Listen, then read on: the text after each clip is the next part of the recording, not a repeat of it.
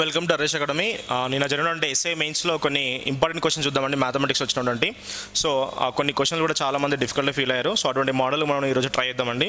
So ఇక్కడ first question చూద్దామండి. ధనపూర్ణాంకాలు ఏ comma B ఏవైనా ధనపూర్ణాంకాలు అండి. So positive integers A comma B are any two positive integers. Here B value is less than 100. B value అనేది 100 కన్నా తక్కువ ఉండాలన్నాడు. సో గివెన్ సమ్ రిలేషన్ అండి. 72.48 is equal to A into 24 plus B by 100. So find the value of A plus B is equal to. ఇక్కడ మనకు రెండు values ఉన్నాయండి, ఏ and B. కేవలం ఒకటే ఈక్వేషన్ ఉంది. ఇటువంటి క్వశ్చన్ని ఈక్వేషన్ బేస్ సాల్వ్ చేస్తే మనకు ఆన్సర్స్ రావండి. సో మరి ఇటువంటి క్వశ్చన్ని మనం జనరల్గా యూజ్ చేసే కాన్సెప్ట్ని కోఎఫిషియంట్ కాన్సెప్ట్ అంటామండి. ఈ కోఎఫిషియంట్ కాన్సెప్ట్ ఆన్సర్ని ఈజీగా బ్రేక్ చేయండి. దీనే గుణకం పద్ధతి అని కూడా అంటాము. ఈ గుణకం పద్ధతిలో చిన్న బేసిక్ చెప్తున్నానండి. ఇక్కడ మనకు A into 24 plus B by 100 ఉంది, ఆర్హెచ్ఎస్ పార్ట్. దాన్ని మనం బేస్ చేసుకుందామండి.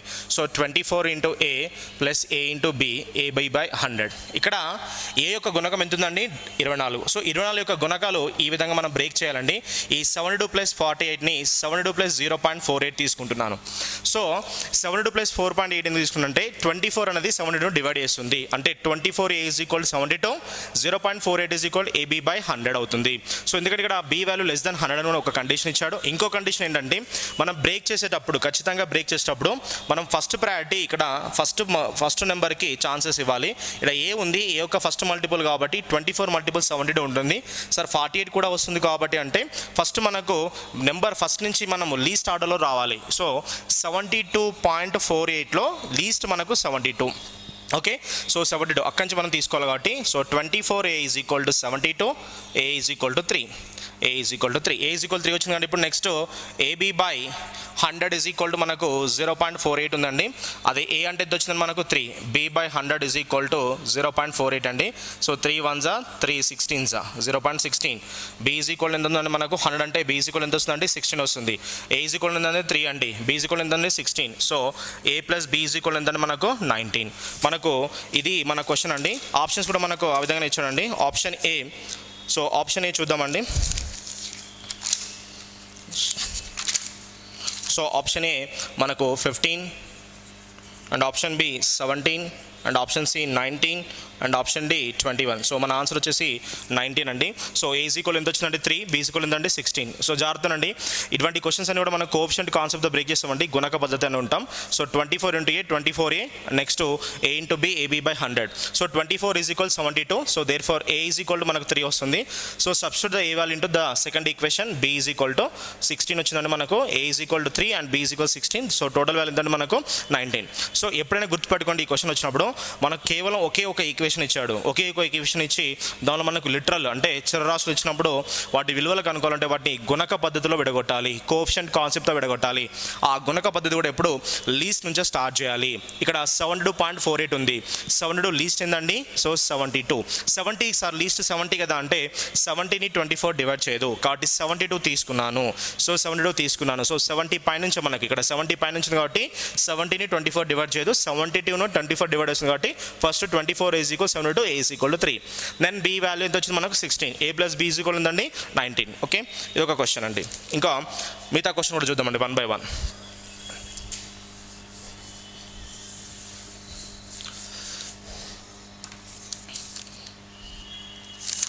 నెక్స్ట్ క్వశ్చన్ వచ్చేసి మనకు ఇక్కడ ఏమని ఇచ్చిందంటే ఎన్ అనేది 1 కంటే పెద్దదైన సంఖ్య, 1 కంటే పెద్దది. ఎన్ అనేది 1 కంటే పెద్దది మరియు బేసి సంఖ్య అని కూడా ఇచ్చాడు. 1 n కంటే పెద్దది మరియు బేసి సంఖ్య అని ఇచ్చాడు. సో క్రింది వాణిలో n into n square minus 1ని ఖచ్చితంగా భాగించే అతిపెద్ద సంఖ్య అన్నాడు. ఖచ్చితంగా భావించే అతిపెద్ద సంఖ్యని ఇవ్వడం జరిగింది మనకు.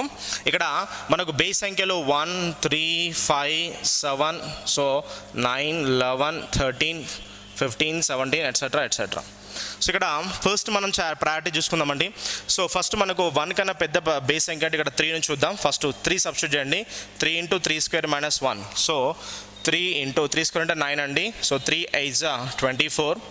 ఓకే 24. నెక్స్ట్ నేను 5 సబ్స్టిట్యూట్ చేస్తున్నాను. 5 into 5 square minus 1. So 5 into 5 square అంటే 25. సో 25 సో 25 - 1 అంటే 24 అండి, ఇట్ 120. అదేవిధంగా 7 తీసుకోండి, 7 × 7² - 1, 7² అంటే 49, 49 అంటే 48, 7 × 48. చూడండి ఇక్కడ ప్రతి సాన్లో మనకు ఇక్కడ ఇటువంటి క్వశ్చన్ సాల్వ్ చేయాలంటే మనకు ఫస్ట్ ఆప్షన్స్ ఇంపార్టెంట్ అండి. Option A 24, option B 30, option C 36, option D 48. చాలామంది అతిపెద్ద సంఖ్యని 48 తీసుకుంటారండి, కానీ మనము ఒకటి కంటే పెద్ద సంఖ్య అన్నాడు కాబట్టి మనము ఫస్ట్ 3 నుంచి చెక్ చేస్తే బెటర్ అండి. 3 నుంచి చెక్ చేస్తే దాని విలువ 24 వచ్చింది. నెక్స్ట్ ఇక్కడ 24 ఉంది, 48లో కూడా 24 ఉంటుంది. సో ప్రతి దానిలో కూడా మనకు ఖచ్చితంగా 24 గుణకాలు ఉంటాయి కాబట్టి ఖచ్చితంగా 24 తీసుకుందాం. 48 తీసుకుంటే ఇక్కడ 48 గుణకాలు లేవండి. 3 × 8 = 24, 24 నుంచే స్టార్ట్ అవుతుంది. ఇక్కడ 24 ఉంది, 48లో కూడా 24 ఉంది. సో కాబట్టి మనకు ఆన్సర్ వచ్చేసి ఇక్కడ 24గా తీసుకోవాల్సి వస్తుందండి. సో మన ఆన్సర్ 24 అండి. n × n² - 1ని భాగించి అతిపెద్ద సంఖ్య అన్నాడు. అతిపెద్ద సంఖ్య అంటే మనకు అందులో 48 ఉందని డైరెక్ట్ 48 తీసుకుంటారు, అది రాంగ్ అండి. ఇక్కడ తీసుకున్నప్పుడు అయితే ఫస్ట్ మనకు ప్రయారిటీ 3, తర్వాత ప్రయారిటీ 5, తర్వాత ప్రయారిటీ 7, అలా మనం చూసుకుంటూ పోతే ప్రతి ప్రయారిటీలో కూడా మనకు 24 గుణకాలు ఉంటాయండి. 24 గుణకాలు ఉండడం వల్ల ఖచ్చితంగా 24తో భాగించబడుతుంది. సో కాబట్టి మన ఆన్సర్ వచ్చేసి 24. ఓకే, నెక్స్ట్ క్వశ్చన్ అండి. Okay, next question LCM SF నుంచి దాదాపు కూడా మనకు 4 నుంచి 5 క్వశ్చన్లు ఇక్కడ ఎగ్జామ్లో ఇవ్వడం జరిగిందండి. సో ఇవన్నీ కూడా కాన్సెప్ట్ బేస్ తీసుకొని క్వశ్చన్లు ఫ్రేమ్ చేశారండి. ఫస్ట్ క్వశ్చన్ ఏంటంటే మనకు x, y పాజిటివ్ ఇంటీజర్స్ అండి. x, y belongs to positive integers. x, y belongs to positive integers. వాటి ఎల్సిఎం ఎస్ఎఫ్ ఇచ్చిండండి. ఎస్సిఎఫ్ అంటే గాసాబా అంటాము. సో వాటి గాసాబా 12 ఇవ్వడం జరిగిందండి. గాసాబా 12 ఇచ్చిండు. ఎల్సిఎం అంటే కాసాగు, వాటి కాసాగు వచ్చేసి మనకు 5184 ఇవ్వడం జరిగింది. సో 5184 అయింది. ఇక్కడ ఇంకో కండిషన్లో పెట్టండి, x, y is compulsory more than 12, x, y compulsory more than 12 అని ఇచ్చి find the value of x + y అన్నాడు. సో దీని వాల్యూ ఎంత అన్నాడు. ఈ గివెన్ సమ్ ఆప్షన్స్ అండి. Option A 744, option B 684, option C 516, option D 420. So ఇటువంటి option ఇవ్వడం జరిగింది. బేసిక్గా ఇటువంటి క్వశ్చన్ బేస్ చేసేటప్పుడు మనకు కాన్సెప్ట్ యూజ్ చేస్తే సరిపోతుందండి. ప్రతి ఎల్సిఎంలో డెఫినెట్లీ మనకు ఎస్సిఎఫ్ ఉంటుందండి. ప్రతి ఎల్సిఎంలో డెఫినెట్లీ మనకు ఎస్సిఎఫ్ ఉంటుంది. అదేవిధంగా ఇక్కడ x, y ని 2 పాజిటివ్ నెంబర్స్ అన్నాడు. మనకున్న బేస్ కాన్సెప్ట్ ఏంటంటే x × y = ఎల్సిఎం × హెచ్సిఎఫ్. ఇది ఏమన్నా ఒక మనకు చిన్న కాన్సెప్ట్ అండి. x, y ని positive integers, their product is equal to product of LCM and HCF అండి. x, y ఏవైనా ధనపూర్ణాంకాలు అవుతూ వాటి కాసాగు మరి గాసాబా లబ్ధానికి వాటి లబ్ధం సమానంగా ఉంటుందని మనకు తెలిసిన విషయం. ఇక్కడ మనకు ఖచ్చితంగా గాసాబా 12 అన్నాడంటే ఎక్స్ని ఖచ్చితంగా 12 భావిస్తుంది, వైని ఖచ్చితంగా 12 భావిస్తుంది. ఓకే, సో ఇక్కడ మనము సంఖ్యల్ని ఎలా తీసుకోవాలంటే కొంచెం టెక్నికల్గా తీసుకుందామండి. సో ఇప్పుడు 12 భావిస్తుంది కాబట్టి 5184ని మనం 12తో భావిద్దామండి. 518ని 12తో భాగిస్తే మనకు ఈజీగా మన ఆన్సర్ని బ్రేక్ చేయొచ్చండి. So 12 4s, 12 3s and 12 2s అంటే మనకి ఎంత వచ్చిందండి, 432 వచ్చింది. 432 వచ్చిందండి. ఇప్పుడు 432 మళ్ళీ 12తో భాగిద్దామండి. So 12 3s 36, 12 6 72. సో ప్రతి దానిలో 12 ఉండాలి, ఇక్కడ కూడా 12 ఉండాలి. సో 12 × 3 ఉంది. ఇక్కడ మనం చేయాలంటే ఖచ్చితంగా దానికన్నా ఎక్కువ ఉండాలి కాబట్టి మనకు 4 and 9 అని తీసుకుందామండి.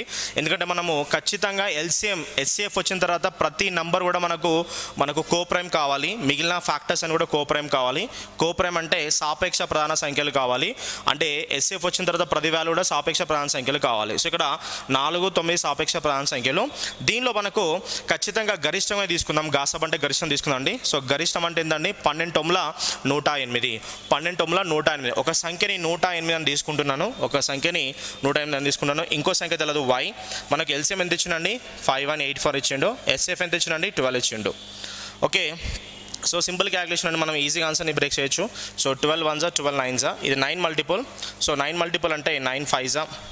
ఓకే, తర్వాత 9 7s 9 6 అంటే y ఈజ్ ఈక్వల్ ఎంత వచ్చింది మనకు 576.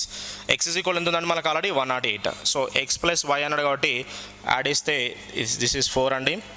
So 8 and 6. Okay, x + y is equal ఎంతండి 684. x + y ఈజ్ ఈక్వల్ ఎంతండి 684.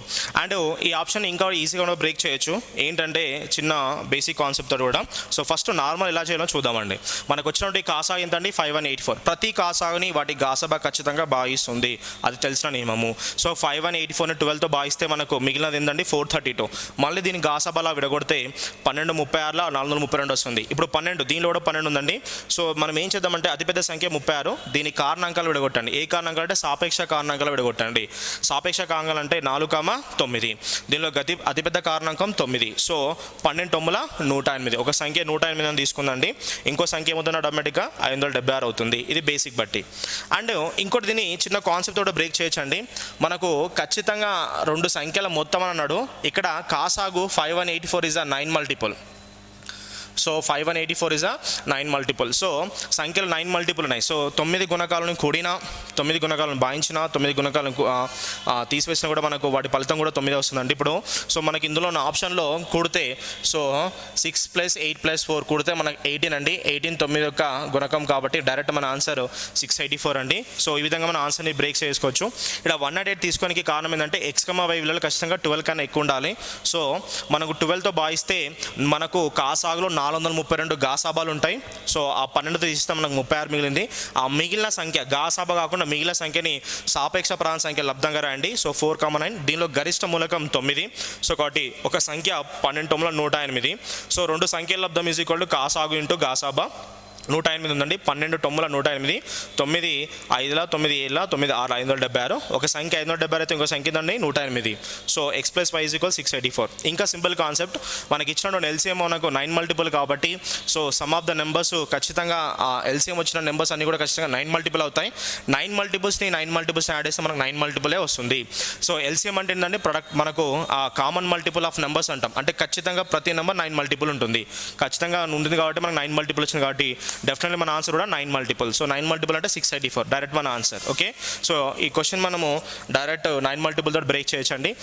ఇటువంటి క్వశ్చనే ఇంకోటి కూడా ఇవ్వడం జరిగింది మనకు, అది కూడా చూద్దాం.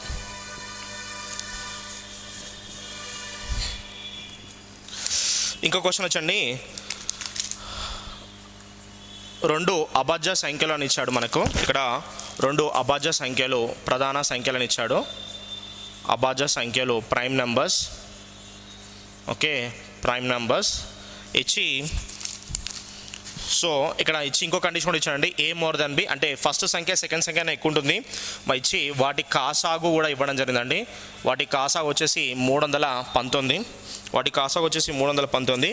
అయినా a - 2b విలువ ఎంత అని మనకి ఇచ్చడం జరిగింది. ఇక్కడ ఫస్ట్ ఆప్షన్ చూద్దామండి. Okay, first option -8, second option 9, third option 8 and fourth option 7. So fourth option 7.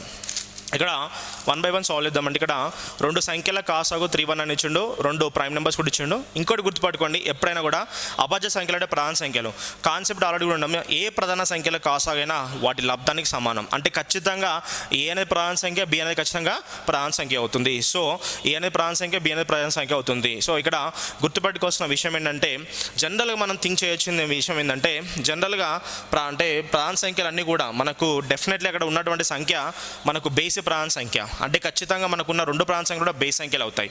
Okay, so base సంఖ్యల కాబట్టి ఆ బేస్ సంఖ్యలు బట్టి మన ఆన్సర్ని సాల్వ్ చేయొచ్చండి. ఇక్కడ ఏదని గుర్తుపెట్టుకోవాలంటే సింపుల్ అండి. 319ని 11 భాగిస్తుందండి. సో ఎందుకంటే 9 + 3 12 - 1 అంటే 11 భాగిస్తుంది. ఒకవేళ మీకు ఇలా తెలవలేదు, సో ఇలా తెలియనప్పుడు ఏం చేయాలంటే దీనికి దరిదాపులు ఉన్నటువంటి ఎక్కువగా వర్గముల సంఖ్యను తీసుకోండి. 319కి దగ్గరలో ఉన్నటువంటి ఎక్కువ వర్గముల సంఖ్య 324 అండి. సో 324 అంటే 18. సో 1 to 18 లోపు ప్రైమ్స్ చూడండి. 1 to 8 లోపు ప్రైమ్స్ 2 3 5 7 11 13 అండ్ 17. సో మనకి ఇచ్చింది ఆడ్ నెంబర్ కాబట్టి 2తో డివైడ్ అవ్వదు. అది 319 అంటే 3 మల్టిపుల్ కాదు, 5 మల్టిపుల్ కాదు. అదేవిధంగా 7తో కూడా డివైడ్ అవ్వట్లేదు. సో నెక్స్ట్ 11తో డివైడ్ అవుతుందండి. సో 319ని 11తో డివైడ్ చేస్తే ఎంత వస్తుందంటే జాగ్రత్తనండి. So 11 2s 11 9s 11 2s 11 9s. ఇప్పుడు 11 ప్రైమ్ నెంబరే, 29 కూడా ప్రైమ్ నెంబరే. సో ఇంకో కాన్సెప్ట్ ఏంటంటే మనకు 319 వచ్చింది కదండి, ప్రధాన సంఖ్యలు అన్నాడు కాబట్టి దాని దగ్గరలో ఉన్నటువంటి ఖచ్చిత వర్గమూలం తీసుకోండి. ఆ ఖచ్చిత వర్గమూలము 1 నుంచి ఆ ఖచ్చిత వర్గమూలం లోపు విలువలను తీసుకోండి ప్రధాన సంఖ్యలు. అందులో ఏదైతే భాగిస్తుందో అది మనకు కావాల్సిందండి. దేంతో భాగిస్తుంది? 11తో భాగిస్తుంది. ఇంకోటి ఏంటంటే 29. ఇప్పుడు 11 ప్రధాన సంఖ్యనే, 29 ప్రధాన సంఖ్యనే. ఇక్కడ ఏ అనేది ఖచ్చితంగా దేనికన్నా ఎక్కువ ఉన్నాడు? బి కన్నా ఎక్కువ ఉన్నాడు కాబట్టి ఏ అనేది 29, బి అనేది 11. సో a మైనస్ 2b అంటున్నాడు కాబట్టి 29 మైనస్ 2 ఇంటూ 11. సో ఆన్సర్ వచ్చేసి 7 అండి. సో మన answer D, 4th one option అండి. మన ఆన్సర్ 4th వన్ అండి. జాగ్రత్తనండి, రెండు అభాజ్య సంఖ్యలు అంటే ప్రైమ్ నెంబర్స్, ప్రధాన సంఖ్యల కాసా ఎప్పుడు వాటి లబ్ధానికి సమానం, అంటే 319 ఖచ్చితంగా ప్రొడక్ట్ ఆఫ్ ప్రైమ్స్. సో అలా కనుక్కోవాలంటే డైరెక్ట్ 319 11తో డివైడ్ అవుతుంది, డైరెక్ట్ 11తో చేసేయచ్చు. లేదు నీకు తెలియదు అంటే మనం దాన్ని perfect square root, near perfect square root తీసుకోండి. 324, దాని వాల్యూ 18. ఇక్కడ మనకు 11తో డివైడ్ అవుతుంది కాబట్టి 11 ఇంటూ 29. సో 11 ప్రైమ్ నెంబరే, 29 ప్రైమ్ నెంబరే. ఏ వాల్యూ అనేది చాలా పెద్ద ఉండాలి కాబట్టి we take 29, B value is 11. So a minus 2b is equal to 29 minus 211 అంటే 7 వచ్చేస్తుంది డైరెక్ట్. ఓకే, ఇది ఒక క్వశ్చన్ అండి. ఇంకో క్వశ్చన్ కూడా చూద్దాం 1 by 1.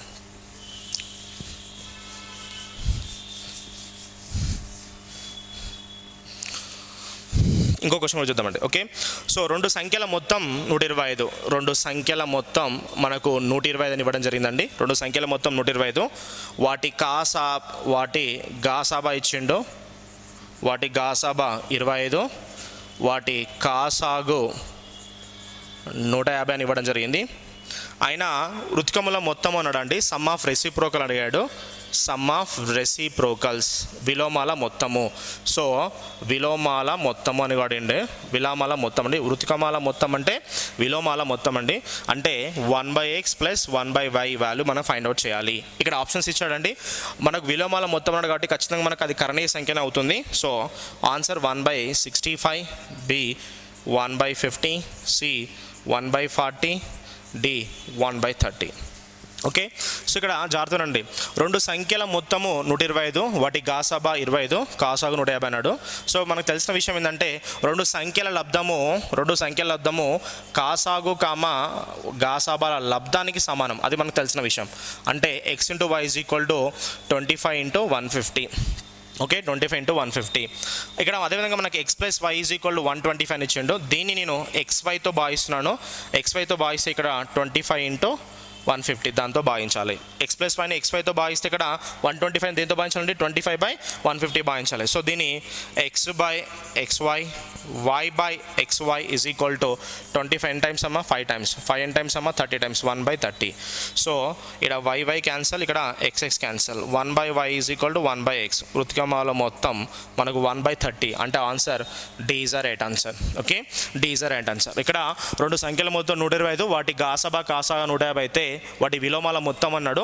విలోమాలు రావాలంటే సింపుల్ అంటే అంకెల మొత్తంపై లబ్ధం తీసుకుంటే మనకు విలోమాలు వచ్చేస్తాయి direct answer. So 1/y plus 1/x is equal to 1/30, direct answer 1/30. Option D is the right answer, అంటే 4th one is the right answer. Okay, next question.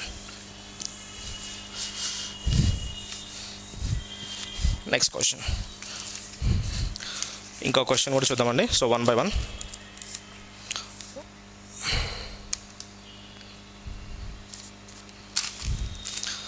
So y అనేది x యొక్క గణానికి విలోమానుపాతంలో ఉంటూ x = 3 అయినప్పుడు y = 2 అవుతుందండి. So next question, y అనేది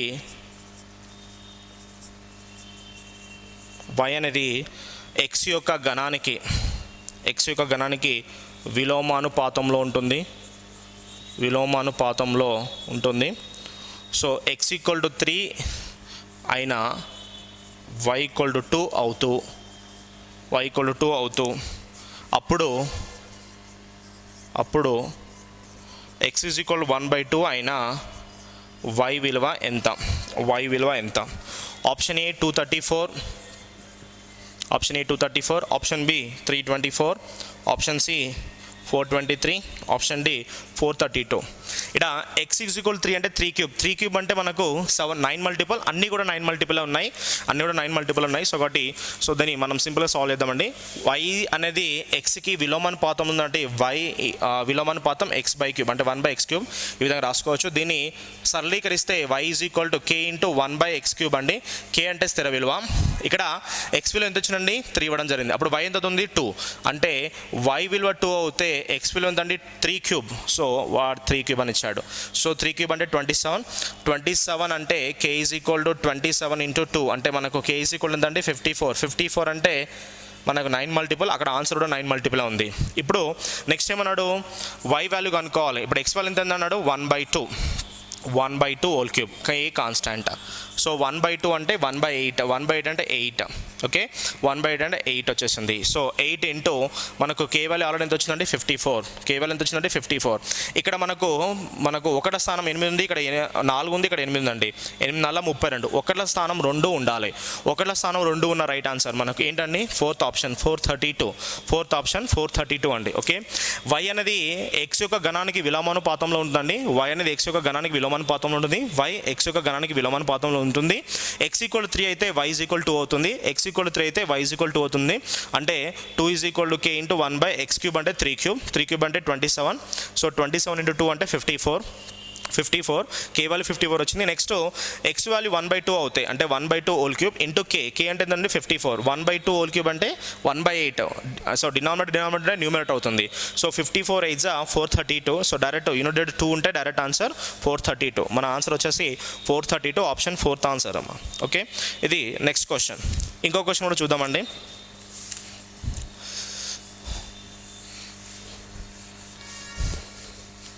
ఇంకో question మనకు రేషియోలో ఇవ్వడం జరిగిందండి. x/a = y/b = z/c. మరియు ఇక్కడ కొన్ని స్థిర సంఖ్యలు ఇచ్చిందండి. l, nలు ధన సంఖ్యలు అని ఇవ్వడం జరిగింది. సో ధన సంఖ్యలు అయినా క్రింది వానిలో ఏది సమానం? క్రింది వానిలో మనకు ఏది సమానం రావాలంటే మనకు జనరల్గా 1/1 అంటే పైన ఎంత వస్తే కింద కూడా మనకు అంతే రావాలి. అటువంటి వాటిని సమానాలు అని కూడా అంటాము. ఇది క్రింది వానిలో ఏది సమానం, నిష్పత్తిలో ఏది సమానం అన్నాడు. సో మనకు ఇక్కడ ఆప్షన్ ఇచ్చాడు. Option 1 L² x² m² y² n² z² divided by LA² MB² NC² square root అండి 1/2. And option 2 LX² MY² NZ² divided by L² A² M² B² and N² and C² whole to power of 1/2. Okay 1/2. And third option వచ్చేసి LX² plus MY² plus NZ² divided by LA² MB² NC² whole to power of 1/2. And fourth option చూద్దాం. Fourth option వచ్చేసి మనకి fourth option మనకు LX² MY² NZ² divide by LA² MB² and NC². Okay this is the fourth option. So ఇది మనకి ఇవ్వడం జరిగింది. ఇక్కడ ఒకటి గమనించాల్సిన విషయం ఏంటంటే మనకు x/a + y/b. So x/a + y/b = z/c. ఎప్పుడైతే గుర్తుపెట్టుకోండి. సో అనులోమానుపాత విలువలు ఎప్పుడు ఒకదానికొకటి భావించుకుంటాయి. అనులోమానుపాతం అంటే రెండు ఒకే విధంగా ఉంటాయండి. సో రెండు ఒకే విధంగా అంటే ఎప్పుడు చూడండి x యొక్క గుణకం అంటే అది విలోమానుపాతం. సో ఇక్కడ హారం ఉంటుంది అనులోమానుపాతం. అంటే x విలువ ఎంత అవుతుందండి a అవుతుంది. y విలువ ఎంత అవుతుందండి b అవుతుంది. z విలువ ఎంత అండి c అవుతుంది. అంటే x అంటే a, y అంటే b, z అంటే ఏంటండి c. ఇక్కడ మనం సబ్స్టిట్యూట్ చేస్తే x అంటే a అండి. x అంటే ఇక్కడ x అంటే a అంటే a², y అంటే b². సో నెక్స్ట్ z అంటే సో మనకి ఏమొస్తుందండి c² వస్తుంది. సో ఇక్కడ a² b² c² ఉంది. కానీ ఇక్కడ మనకు ఇదంతా క్యాన్సల్ అంటే 1/1 రావాలంటే ఇక్కడ l² ఉంది. కానీ ఇక్కడ l ఉందండి l ఉంది. సో కాబట్టి this is a wrong option. And next ఇక్కడ చూడండి మన ఇక్కడ పైన L⁴1 ఉంది, ఇక్కడ L⁴2 ఉంది. సో ఖచ్చితంగా ఇది కూడా మనకు రాంగ్ ఆన్సర్. నెక్స్ట్ ఇక్కడ సేమ్ ఉన్నాయి కానీ ఇక్కడ మనకు √1/2 ఉంది. సో √1/2 ఉంది. మనకు ఎల్ వాల్యూ తీసుకుంటే ఖచ్చితంగా మనకు అంటే ఎల్ వాల్యూ 1 2 3 తీసుకున్నప్పుడు మనకు అది బ్రేక్ కాకపోయే ఛాన్సెస్ కూడా ఉంటాయి. అప్పుడు మనకి ఇది ఇబ్బంది అవుతుంది. సో స్క్వేర్ రూట్ అంటే so non perfect square root number వచ్చే ఛాన్సెస్ కూడా ఉంటుంది. అప్పుడు మనకు నిష్పత్తిలో అవి సరిగా రావు మనకు. సో ఒకటి this wrong answer. So right answer వచ్చేసి ఫోర్త్ ఆప్షన్. ఎందుకంటే ఫోర్త్ చూడండి LX² plus MY² plus NZ² divide by LA² MB² and NC². So x అంటే ఏంటండి a. సో x అంటే ఏంటండి a. x అంటే a కాబట్టి x = a సబ్స్టిట్యూట్ చేయండి. LA². నెక్స్ట్ ఇది నెక్స్ట్ ఏమవుతుందండి MB². నెక్స్ట్ తర్వాత NC² divided by LA² plus MB square plus NC square రెండు కూడా ఒకే విధంగా కాబట్టి 1/1 మనకు. సో నిష్పత్తి సమానంగా వచ్చింది కాబట్టి మనకు ఆన్సర్ వచ్చేసి ఫోర్త్ ఆప్షన్. మన ఆన్సర్ వచ్చేసి ఫోర్త్ ఆప్షన్ అవుతుందండి ఈ క్వశ్చన్కి. సో ఇటువంటి క్వశ్చన్స్ వచ్చినప్పుడు ఏంటంటే జనరల్గా ఈ హారంలో ఉన్నాయని కూడా వాటి విలువలు అవుతాయి, లవంలో ఉన్నాయని కూడా వాటికి వ్యతిరేకాలు అవుతాయి. వ్యతిరేకాలు అంటే ఆ వ్యతిరేకంగా ఉంటే వేరే వ్యతిరేకం తీసుకోవాల్సి వస్తుంది మనకు. హారం ఉన్నాయి కూడా మనకు అనులోమానుపాతాలు ఉంటాయి కాబట్టి ఎక్స్ విలువ ఏ అవుతుంది, వై విలువ బి అవుతుంది, జెడ్ విలువ సి అవుతుంది. మనకు సమాన నిష్పత్తి రావాలంటే లవం ఎంత ఉంటే హారం కూడా అంతే రావాలి. సమాన నిష్పత్తి అన్నాడు, నిష్పత్తి అంటే లవం బై హారం A/B అంటున్నాం కాబట్టి లవం ఎంత ఉంటే హారం కూడా అంతే రావాలి. సో లవం ఎంత ఉంటే హారం ఎంత వచ్చి మనకి 1/1 వచ్చింది. కానీ ఇక్కడ మనకు స్క్వేర్ రూట్ ఆఫ్ ఫంక్షన్ ఉందండి, ఇది మనకు ఇంటీజర్ వచ్చింది అనుకోండి, నాన్ పర్ఫెక్ట్ స్క్వేర్ రూట్ వస్తే మనకు దాని perfect square root value find out చేయడం ఇబ్బంది ఉంది. అప్పుడు మనకు లవం ఎంత ఉంటే హారం అంతే రాకపోవచ్చు. కానీ ఫోర్త్ ఆప్షన్లో మనకు లవం ఎంత ఉందో హారం కూడా అంతే వచ్చింది. సో కాబట్టి 1/1 is the right answer. Okay, next question చూద్దాం.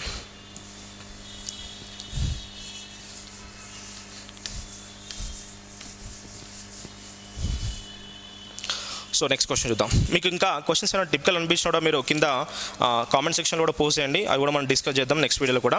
So don't worry. ఒక వ్యక్తి తన ఆస్తిలో 47.5% పెద్ద కుమారుడికి,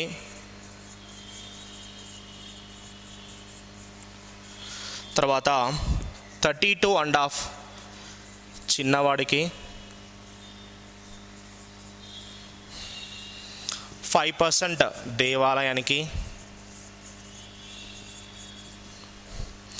మిగిలిన 6 లక్షలు కుమార్తెకు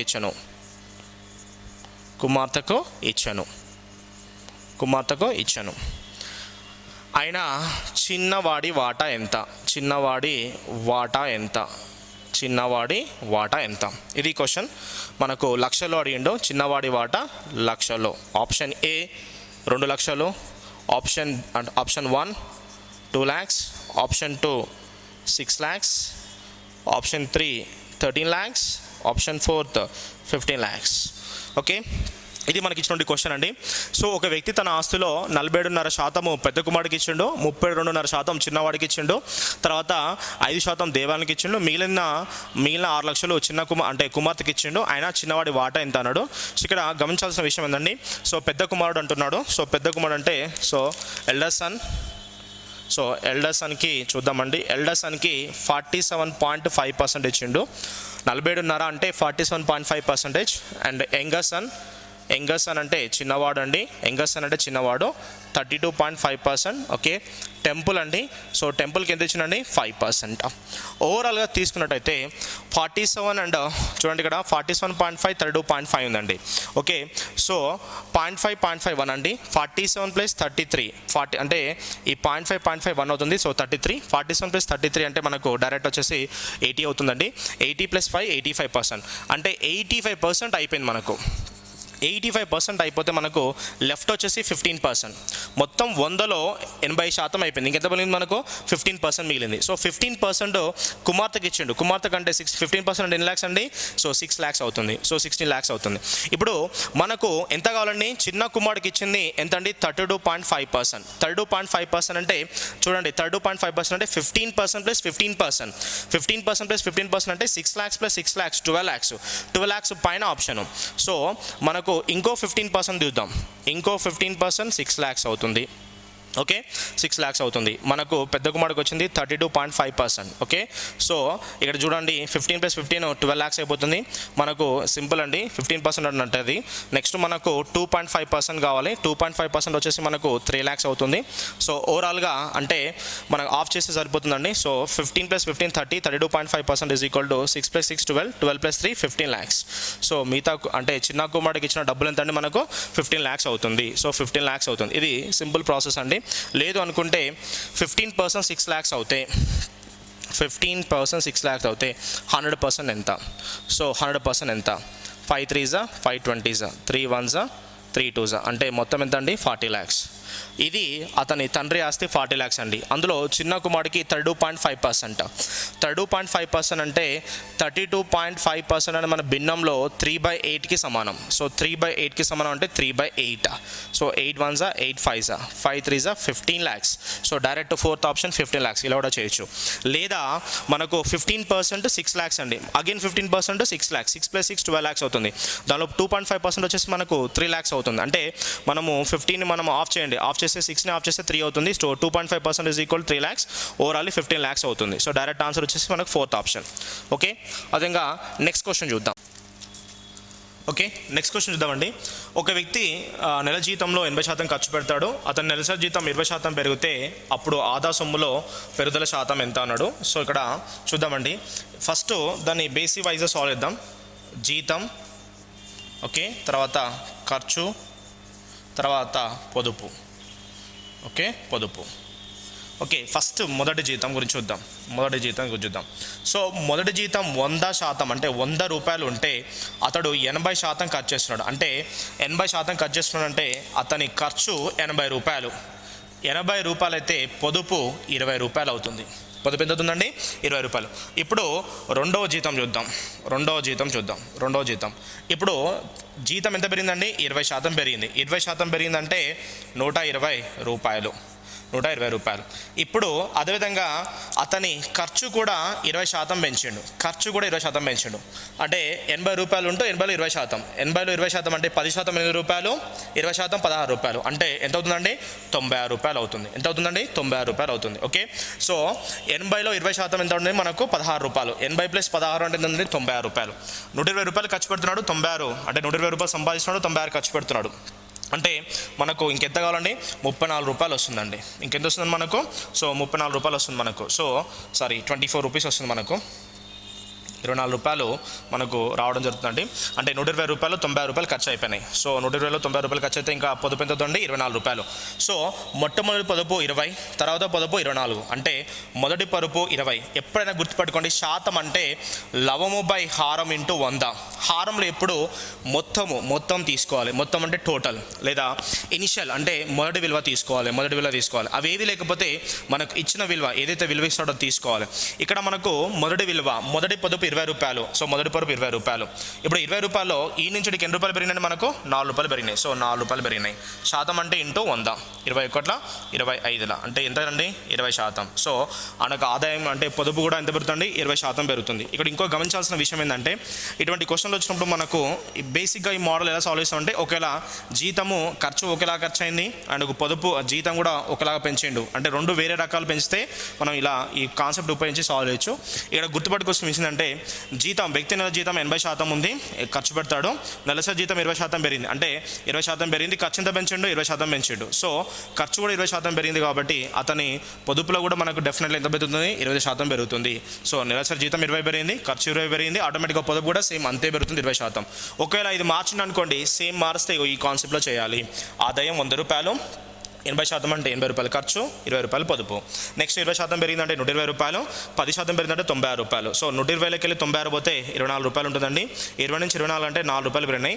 20లో 4 రూపాయలు పెరిగిందంటే ఎంత శాతం అండి? 20% అవుతుందండి. సో 20%. సో డైరెక్ట్ ఆన్సర్ మనకు 20%. 20% second is the right answer. Okay, second is the right answer.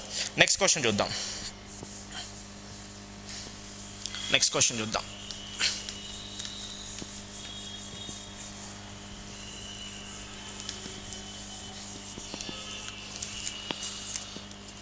Next question. ఒక భిన్నంలో లవాన్ని 23% పెంచాడు. లవాన్ని 23% పెంచారు. హారాన్ని 32% తగ్గించారు. ఫలిత భిన్నము మనకు 13/17 అయినా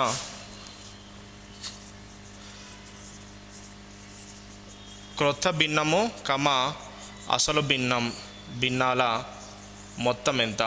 ఇది మన ప్రశ్న. ఓకే, ఇది మన ప్రశ్న. ఓకే, ఫస్ట్ ఆప్షన్ చూద్దామండి. First option 2348 divided by 2109. Option 2 2834 divided by 2190. Option third one 2483 divided by 2091. Option fourth one. So 2384 divided by 2901. Okay, హారాలు పెద్ద ఉన్నాయంటే దీనిలో సింప్లిఫికేషన్ పార్ట్ హెవీగా ఉంటుందని మనం గమనించాలి. ఏ కాంపిటిటివ్ ఎగ్జామ్ క్వశ్చన్ అయినా ఫస్ట్ మనం ఆప్షన్ నుంచి స్టార్ట్ చేయాలి. ఆప్షన్లో ప్రతి ఆప్షన్ కూడా మనకు చాలా పెద్ద వాల్యూస్ ఉన్నాయి. 4 digit number by 4 digit number ఉంది, అంటే మనకు సింప్లిఫికేషన్ చాలా టైం పడుతుందని తెలుసు. అటువంటిప్పుడు మనము యూనిట్ డిజిట్ వెరిఫికేషన్ మెథడ్ తోటి సాల్వ్ చేయాలి. సో లవాన్ని ఇంగ్లీష్లో మనము న్యూమరేటర్ అంటాం, హారాన్ని ఇంగ్లీష్లో డినామినేటర్ అంటాం. లవాన్ని 23% పెంచిండు అంటే 100కి 23 పెడితే ఎంతండి 123. హారాన్ని 32% తగ్గించండు అంటే ఎంతండి 68. ఫలితం అంటే ఈజ్ ఈక్వల్ టు 13/17. సో మనకు అంటే ఫస్ట్ అసలు భిన్నం ఎంతండి న్యూమరేటర్ బై డినామినేటర్, కొత్త భిన్నం ఎంతండి 13/17. సో మనకు అసలు భిన్నము న్యూమరేటర్ బై డినామినేటర్, మనకు క్రొత్త భిన్నము అంటే న్యూ వచ్చేసి మనకు 13/17. వీటి మొత్తం కనుక్కోమన్నాడు. ఓకే, 17 1 17 4 ఇది డివైడ్ కాదు. So numerator by denominator is equal 13 4 52 divided by 123. So 52 divide by 123. So అంటే 52 divide by 123 plus 13 divide by 17. So ఇక్కడ మనకు 17 ప్రైమ్ నెంబరు, ఖచ్చితంగా ఎల్సిఎం చేయాలి. ఇక్కడ యూనిట్ డిజిట్ వచ్చేసి 3, ఇక్కడ unit digit 7. So 3 × 7 21. Unit digit హారంలో 21 ఉండాలి. హారంలో 1 ఉండాలంటే first option wrong answer, second option wrong answer, maybe third one అవ్వచ్చు లేదా మేబీ ఫోర్త్ వన్ అవ్వచ్చు. సో ఇక చూడండి, మరి ఇందులో ఏది కన్ఫర్మ్ చేయాలంటే మళ్ళీ ఇక్కడ యూనిట్ డిజిట్ 3 ఉంది, ఇక్కడ యూనిట్ డిజిట్ 4 ఉంది. సో దాన్ని బట్టి బేస్కొని సాల్వ్ చేద్దాం. ఇక్కడ 120 17 ప్రైమ్ నెంబర్స్ కాబట్టి మనకు ప్రొడక్ట్ ఆఫ్ ప్రైమ్స్ వస్తున్నాయి. కాబట్టి ఇక్కడ యూనిట్ డిజిట్ చూడండి, ఇక్కడ యూనిట్ డిజిట్ ఎంత ఉందండి 2 ఉంది. ఇక్కడ 123 కాబట్టి 17తో భాగించాలి. మనము ఏంటిది కాసా చేస్తున్నాం కాబట్టి 7 2 14. నెక్స్ట్ ఇక్కడ 3 ఉంది కదండి, ఇక్కడ 3 ఉంది, యూనిట్ డిజిట్ 3 ఉంది. ఇక్కడ 123 భాగిస్తుంటే ఇక్కడ 3 వస్తుంది మనకు.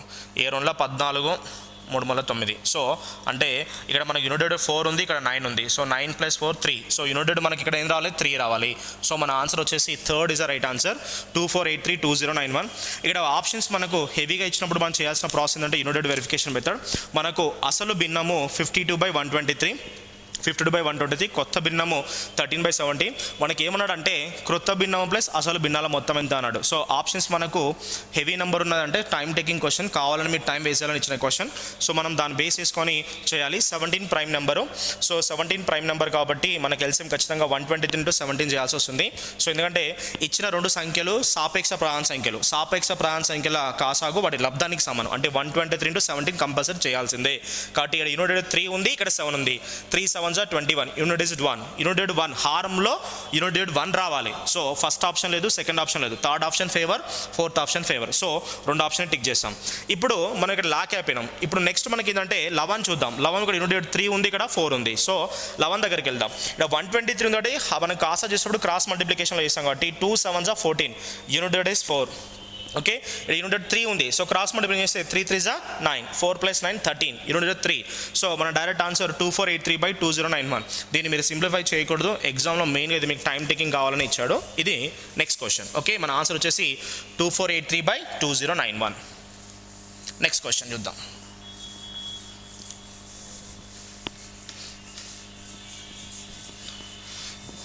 నెక్స్ట్ క్వశ్చన్ చూద్దాం.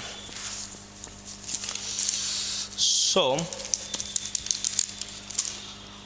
కొంత సొమ్మును చక్రవడ్డీతో 3 సంవత్సరాల్లో 1,08,000 మరియు 9 సంవత్సరాల్లో 1,92,000 అయినా ఇచ్చిన సొమ్ము ఎంత?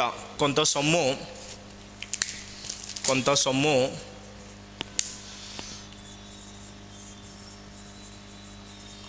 చక్రవడ్డీలో కాంపౌండ్ ఇంట్రెస్ట్, చక్రవడ్డీలో 3 సంవత్సరాల్లో కొంచెం సొమ్ము 3 సంవత్సరాల్లో 1,08,000 రూపాయలుగా, 9 సంవత్సరాలలో 1,92,000గా,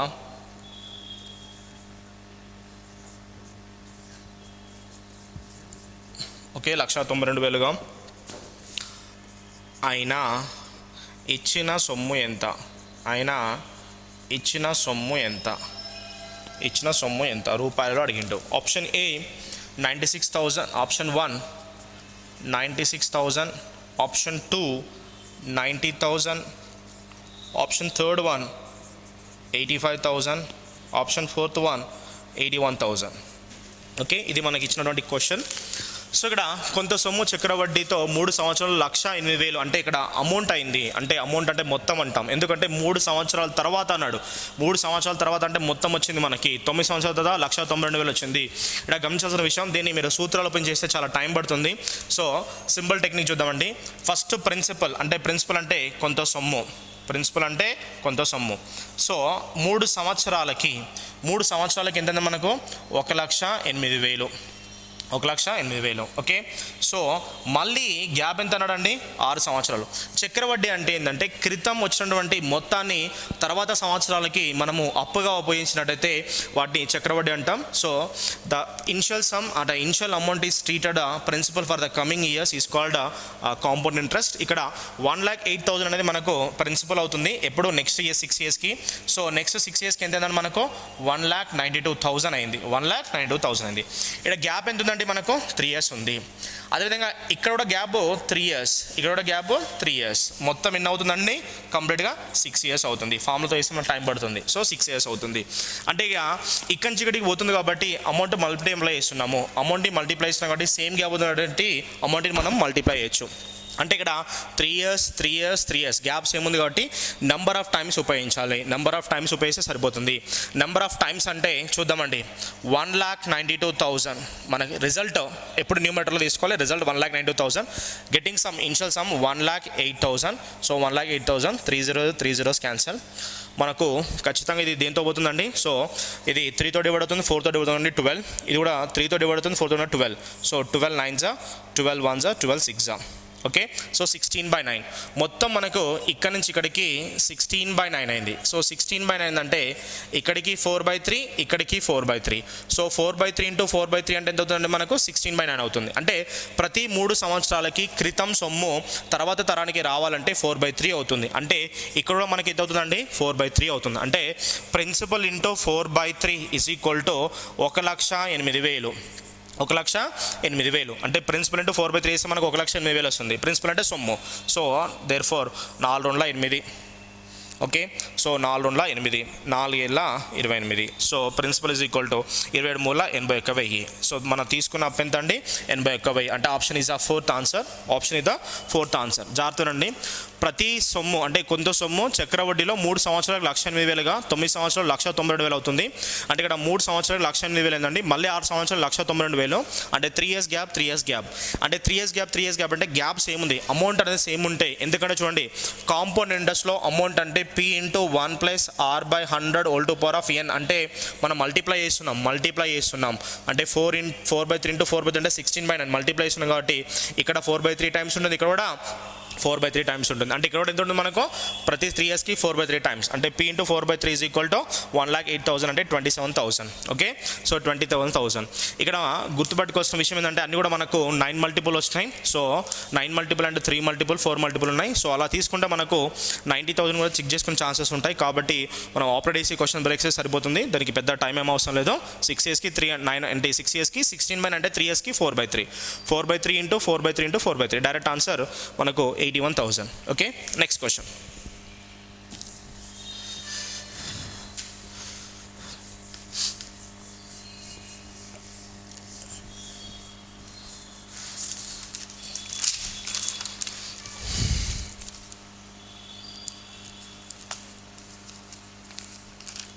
ఓకే, నెక్స్ట్ క్వశ్చన్. ఏ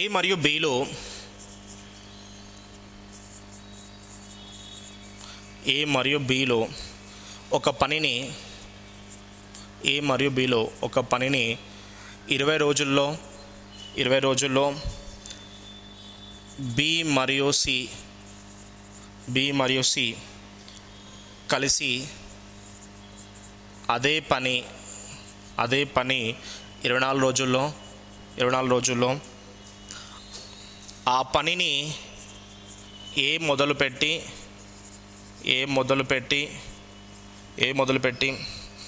8 రోజులు చేస్తాడు. పూర్తి 8 రోజులు పని చేస్తాడు. 8 రోజులు పని చేస్తాడు. తర్వాత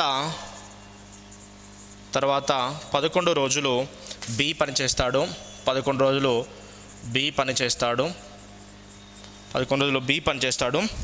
ఆ తర్వాత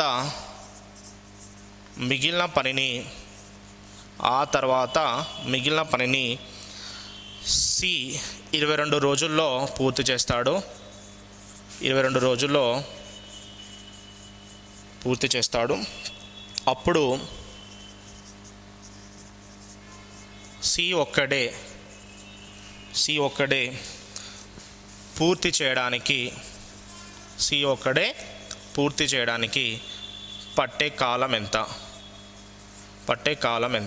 okay, first option 40 days, second option 36 days, third option 34 days and fourth option 32 days. Okay, 32 days. So ఇటువంటి క్వశ్చన్లు వచ్చాయండి. బేసిక్గా ఇది మనకు కాంప్లికేటెడ్ క్వశ్చన్. సో ఇది కాంప్లికేటెడ్ క్వశ్చన్ అండి. ఎక్కడ కూడా ఇండివిజువల్ టైం లేదు. ఏ మరియు బి ఇద్దరు కలిసి పని ప్రారంభించి 20 రోజులు చేస్తారు, పని మొత్తం అయ్యేదాకా. బి మరియు సి కూడా పని ప్రారంభించి, అంటే మొదటి నుంచి పని ప్రారంభించి 24 రోజులు చేస్తారు. అదేవిధంగా ఆ పనిని ఏ మొదలుపెట్టి 8 రోజులు చేసి వెళ్తాడు. ఈ 8 రోజులు ఒక్కడే చేస్తాడని మనకి స్పెసిఫిక్గా చెప్పలేదు. అదేవిధంగా తర్వాత 11 రోజులు బి ఒక్కడే చేస్తానని చెప్పలేదు, 11 రోజులు బి పని చేస్తాడు, 12 days బి పని చేస్తాడు. అదేవిధంగా తర్వాత మిగిలిన పనిని సి 22 రోజుల్లో పూర్తి చేస్తాడు అన్నాడు. ఓకే, ఇక్కడ గుర్తుపెట్టుకొస్తున్న విషయం ఏంటండి, జాగ్రత్తనమ్మా. సో ఏ అండ్ బి ఆ పనిని 20 రోజుల్లో చేస్తారు, బి అండ్ సి ఆ పనిని 24 రోజుల్లో చేస్తారు. సో ఇక్కడ సి 22 రోజులు పనిచేసిన అన్నాడు. ఇక్కడ చూద్దాం, సి ఎన్ని రోజులు పనిచేసినో తెలియదు కాబట్టి సి పనిచేసిన రోజులు డి అనుకుందాం. ఓకే, డి అనుకుందాం. ఎప్పుడైతే మనకు అంటే మొదలు చూడండి, ఇక్కడ ఏ మొదలు పెట్టాడు, తర్వాత బి వచ్చాడు, తర్వాత సి పూర్తి చేశాడు. అంటే మిడిల్ అవుట్ అంటాం. అంటే మధ్యలో వచ్చి మధ్యలో వెళ్ళిపోతున్నారు. ఈ మధ్యలో వచ్చి మధ్యలో వెళ్ళిపోయేదాన్ని మనం బేసిక్గా ఇండివిజువల్ టైం లేదు కాబట్టి ఎల్సిఎం కాన్సెప్ట్తో చేయలేము. మరి ఇక్కడ ఏ టైం ఉందంటే బేసిక్గా ఇక్కడ చూడండి, మనకు ఎల్సిఎం కాన్సెప్ట్ కూడా బ్రేక్ చేయొచ్చు, చూద్దాం సారీ. అదేవిధంగా దీన్ని మనం యూనిటరీ మెథడ్ అంటాము. సో అంటే యూనిటరీ మెథడ్ కూడా సాల్వ్ చేయొచ్చు. యూనిటరీ మెథడ్ అంటే వాళ్ళ యొక్క ఫస్ట్ మనకు సామర్థ్యం ఏ ప్లస్ బి ఒక పని 20 రోజులు చేస్తారు. పని సామర్థ్యం విలోమానుపాతంలో ఉంటాయి. అంటే ఎక్కువ సామర్థ్యం ఉంటే తక్కువ కాలంలో చేస్తాము, తక్కువ సామర్థ్యం ఉంటే ఎక్కువ కాలంలో చేస్తాము. సో సామర్థ్యము అంటే వాళ్ళకు పని అంటే రోజులకు విలోమానుపాతం అంటే 20 days. ఈ 20 రోజుల్లో ఏ ఉంటాడు ప్లస్ బి ఉంటాడు. అదేవిధంగా వీళ్ళ సామర్థ్యం ఎంత అండి 24 రోజులు. మరి సి సామర్థ్యం ఎంతండి డి. మొత్తం చేస్తే మనకి ఎంత రావాలండి 1 రావాలి. ఓకే, 1 రావాలి. ఇక్కడ ఒకటి గమనించాల్సిన విషయము, ఏ పని మొదలు పెట్టాడు, ఏ పని మొదలుపెట్టి ఎన్ని రోజులు చేశాడు 8 days. అంటే ఏ 8 days చేశాడు. అంటే ఇక్కడ ఈ 20 రోజులు అనేది ఏకి సంబంధించింది కాదు, ఏ మరియు బికి సంబంధించింది. అంటే ఈ 20 రోజుల్లో ఖచ్చితంగా ఏ ఉన్నాడు, ఏతో పాటు అదేవిధంగా బి కూడా ఉన్నాడు. అంటే బి కూడా 8 రోజులు చేశాడు. కానీ బి ఎన్ని రోజులు పని చేయాలి, ఇక్కడ మనకు 11 రోజులు పని చేయాలి. 11 రోజులు పని చేయాలంటే ఆల్రెడీ ఇక్కడ ఏ పని చేసి వదిలిపోయాడు. అంటే ఇక్కడ ఏ బి 1తో కలిసి 8 రోజులు చేసినట్టు. మరి ఇక్కడ చెప్పాలి కదా సార్, అంటే ఏ ఒక్కడే 8 రోజులు అని చెప్పలేదు, అంటే 8 రోజులు చేశాడని చెప్పాడు. అంటే మిగతా వాళ్ళతో కలిపి చేస్తున్నట్టు మనం డైఫెక్ట్గా తీసుకోవచ్చు. ఇక్కడ మొత్తం 11 రోజులు కదండి. ఏ అనేది 8 రోజులు చేశాడు, ఇందులో ఈ బి కూడా 8 రోజులు చేశాడు. మరి బి మొత్తం 11 రోజులు అంటే బికి ఇంకెన్ని రోజులు మిగిలినాయండి 3 రోజులు మిగిలినాయి. అంటే ఇక్కడ చూడండి, ఇక్కడ ఏ ఉన్నాడు బి ఉన్నాడు, ఏ 8 రోజులు బి 8 రోజులు. ఇక్కడ బి ఎన్ని రోజులు అండి, బి 3 days ఉన్నాడు. సి పని ఎన్ని రోజులు చేయాలి 22 రోజులు. ఇక్కడ బి ప్లస్ సి 24 రోజులు అంటే ఈ 24 రోజులు కూడా బి ఉన్నాడు యాజ్ వెల్ as సి ఉన్నాడు. ఇక్కడ కూడా ఏ ఉన్నాడు బి ఉన్నాడు. సో మరి బీసీలు చూద్దాం. ఇక్కడ సి కూడా 3 రోజులు పనిచేసినట్టు. మరి సి మొత్తం పనిచేసిన ఎన్ని రోజులు 22. 22లో 3 పోతే ఇంకెంత మిగులుతుందండి మనకు 19 మిగులుతుంది. ఎంత మిగులుతుందండి 19. జాగ్రత్తనండి, మొత్తం ఏ బిలో ఇద్దరు కలిసి 20 రోజులు చేస్తారు. అందులో ఏ 8 రోజులు పనిచేస్తాడంటే ఏ బిలో కాబట్టి బి కూడా 8 రోజులు పనిచేశాడు. అంటే 11లో 8 అయిపోయింది, ఇంకా బీకి ఎన్ని రోజులు మిగిలినాయి 3 రోజులు. అదేవిధంగా సి 22 రోజులు అన్నాడు, అంటే ఇక్కడ బీసీలు ఉన్నారు కాబట్టి సి కూడా ఇక్కడ 3 రోజులు చేసిండు, అంటే సికి మిగిలిన ఇంకా 19 రోజులు. ఓకే, సో ఇది గమనించాల్సిన విషయం. సో ఇప్పుడు చూద్దాం మనం. Okay, so 4 2 4 5 3 8. Okay, 1/8. So 19/d is equal to 1 minus 2/5 and 1/8. Okay, 1/8. So ఇక్కడ 19/d. సో 1 మైనస్ ఎల్సిఎం అనేది తెలిసింది 40 వస్తుంది. 40 కాబట్టి 8 2 16, 8 2 16, 5. ఓకే, 5. 40 into 1 40. సో మనకు 19/d is equal to 40 minus 21 19. 19/40. 19 cancel. d అంటే 40. d అంటే ఎవరంటే సి అంటే ఆ 12 రోజులు వేస్తాడు. 40 రోజుల్లో చేస్తాడు. అంటే ఎన్ని రోజులు చేస్తాడండి? 40 రోజులు చేస్తాడు. ఇది మనం గుర్తుపెట్టుకోవాల్సిన విషయం అండి. జాగ్రత్తనండి. ఏ మరియు బిలో పని 20 రోజులు ప్రారంభించి 20 రోజులు చేస్తారు. బి మరియు సిలో 24 రోజులు చేస్తారు. ఏ మొదలుపెట్టి 8 రోజులు చేశాడు, తర్వాత బి 11 రోజులు చేశాడు అన్నాడు. ఇక్కడ చూడండి 20 రోజులు ఏ బీలు ఉన్నారు, అందులో ఏ 8 రోజులు చేస్తే ఆటోమేటిక్గా బి కూడా 8 రోజులు చేసినట్టే. మరి మొత్తం బి 11 రావాలంటే ఇక్కడ 8, ఇక్కడ 3 అవుతుంది. నెక్స్ట్ సి 22 రావాలంటే ఇక్కడ సి 3 రోజులు ఉంటాడు, కాబట్టి ఇక్కడ సి ఎంత అవుతుందండి? 19 రోజులు అవుతుంది. సో ఆన్సర్ ఏంటంటే మనకు 40 days. Okay, 40 days. మళ్ళీ ఒకసారి జాగ్రత్తగానండి, ఇది కొంచెం కాంప్లికేటెడ్ క్వశ్చన్స్ మనకి ఇవి. ఇటువంటి మోడల్ మనకి ఈ మధ్యలో బాగా ఇస్తున్నాడు, జాగ్రత్తనండి. ఇక్కడ ఏ అండ్ బిలు ఇద్దరు 20 రోజులు, బి అండ్ సి ఇద్దరు 24 రోజులు, సి ఎన్ని రోజులు అనుకుందాం? D days అనుకుందాం. ఇక్కడ ఏబీల సామర్థ్యం 1/20, ఏబీల సామర్థ్యం 1/20, బీసీల సామర్థ్యం 1/24, సి సామర్థ్యం 1/D చేస్తే మనకు 1 రావాలి. ఏ అనేవాడు 8 రోజులు చేశాడు, అంటే 8 రోజులు.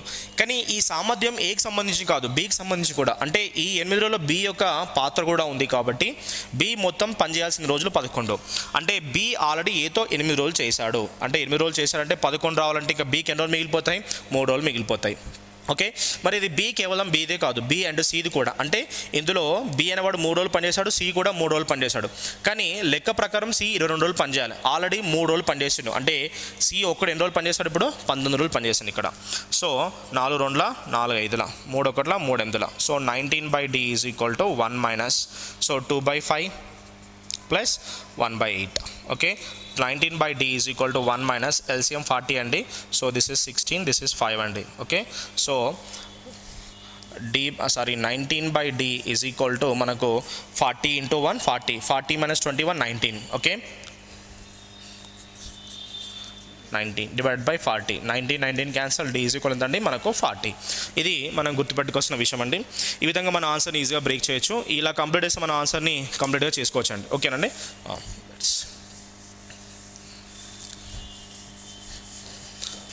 ఓకే, నెక్స్ట్ క్వశ్చన్ చూద్దాం.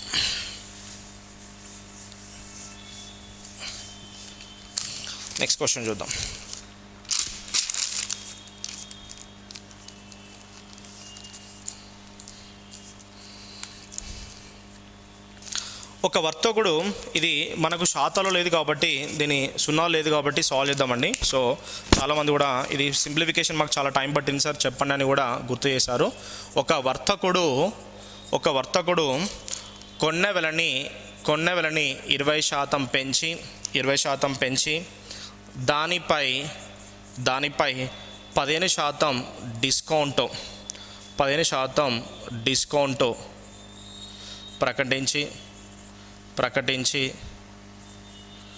ప్రకటించి అమ్మిన అతనికి వచ్చిన లాభ శాతం ఎంత?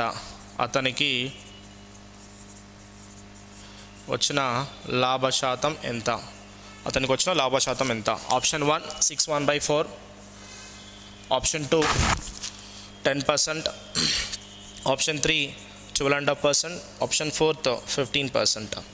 ఓకే, సో ఇక్కడ గుర్తుపెట్టుకోవాల్సిన విషయం అండి. సో జనరల్గా మన ఆన్సర్ని బ్రేక్ చేయొచ్చు. సో డైరెక్ట్ ఇక్కడ ఆప్షన్ చూడండి, మనకు 61/4, 10%, 12.5 and 15% ఉంది. సో దీనికి మనం పెన్ పెట్టి క్యాలిక్యులేషన్ చేయాల్సిన అవసరం లేదు. సపోజ్ 100 రూపీస్ ప్రైస్ అనుకుందామండి, 25% పెంచుంటే 125 అవుతుంది. సో 125 అవుతుందండి. సింపుల్ కాన్సెప్ట్ అండి, మనకు చేయాల్సిన అవసరం లేదు. కాస్ట్ ప్రైస్ అంటే కొన్న వేళ 100 రూపీస్, దాన్ని 25% పెంచిందంటే అది మార్కు ప్రైస్ 125 అవుతుంది. 125 అవుతుంది.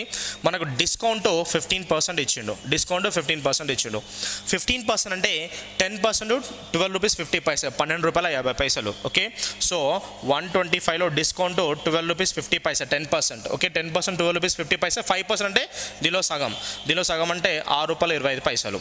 ఓకే, సో దాదాపు చూడండి, జాగ్రత్త చూడండి, మనం కొనుక్కొచ్చింది 100 రూపాయలకు, ఇప్పుడు అమ్మింది చూద్దాం. ఓకే, ఇప్పుడు కాస్ట్ ప్రైస్ 100 రూపాయలకండి. ఇప్పుడు సెల్లింగ్ ప్రైస్ చూద్దామండి, అంటే అమ్మిన వేళ. సో 20 రూపాయలు, 12 రూపాయలు ప్లస్ 6 రూపాయలు, సార్ రమారమి 18 రూపాయలు. అంటే దాదాపు 18 రూపాయలు పోతున్నాయి మనకు. సో దాదాపు 18 రూపాయలు పోతున్నాయంటే దాదాపు మనకు విలువ 106 రూపాయల 25 పైసలు. 106 రూపాయల 25 పైసలు మనకు మిగిలిపోతాయి. సో 160 రూపాయలు 25 పైసలు మిగిలితే 100 కొనుక్కొచ్చాము, మనం ఎంత కమ్మామండి? 106 రూపాయలు 25 పైసలు కమ్మినాం. అంటే ఇక్కడ లాభం ఎంత అండి?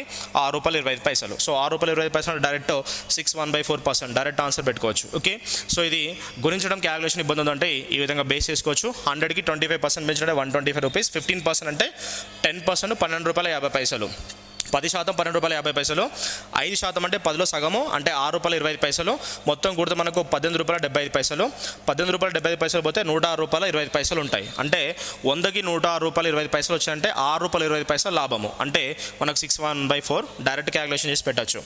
ఒకవేళ మీరు దీన్ని సింప్లిఫై చేయాలనుకున్నారనుకోండి, మీరు ఫ్రాక్షన్ కాన్సెప్ట్తో యూజ్ చేయొచ్చండి. 25% పెంచాను, 25% అంటే 1/4, 15% డిస్కౌంట్ అన్నాను, 15% అంటే -3/20, 15/100 అంటే 3/20. ఓకే, సో ఇప్పుడు అమ్మిన వెల బై కొన్న వెల చూద్దాం. ఓకే, హారాన్ని మనము కొన్న వెల అంటాం. కొన్న వెల 4 భాగాలు ఉన్నాయి. మనం ₹1 లాభానికి అమ్మినామంటే ₹5 ఇంటూ మనకి ఇప్పుడు అదేవిధంగా కొన్న వేల ₹20, ₹20 ₹3 మనం ఏమి ఇచ్చినాం, రాయితీ ఇచ్చినాం అంటే ₹10. సో 5 1 5 4 అంటే ₹17 బై ₹16. సో అమ్మిన వేల ₹17, కొన్న వేల ₹16. సో హారంలో కొన్న వేల ₹16, లాభం ₹1, శాతం అంటే 100, 4 16 4 25, 25 మనకు 4వ భాగం 6/1/4%. Direct option 1 is the right answer. Option 1 is the right answer. మీరు చేస్తే ఇలా కూడా చేయొచ్చు. ఓకే, ఇది బేస్ కాన్సెప్ట్, అంటే ఫ్రాక్షన్ కాన్సెప్ట్తో బ్రేక్ చేయడం. సో 25% అంటే 1/4. హారాన్ని ఇప్పుడు కొన్న వేళగా చూపించాలి. కొన్న వేల 4 భాగాలు, దానిలో ₹1 లాభం అంటే 5/4, 20లో 3% వడ్డీ అంటే రాయితీ అంటే 17/20, 5 4 20, ₹17 బై ₹16. అమ్మింది ₹17, కొన్నది ₹16, రూపాయి లాభము. సో ₹1 లాభం, 16లో ₹1 ఎంత శాతం అండి, 6.14%. First answer is the right answer. Okay, next question చూద్దాం.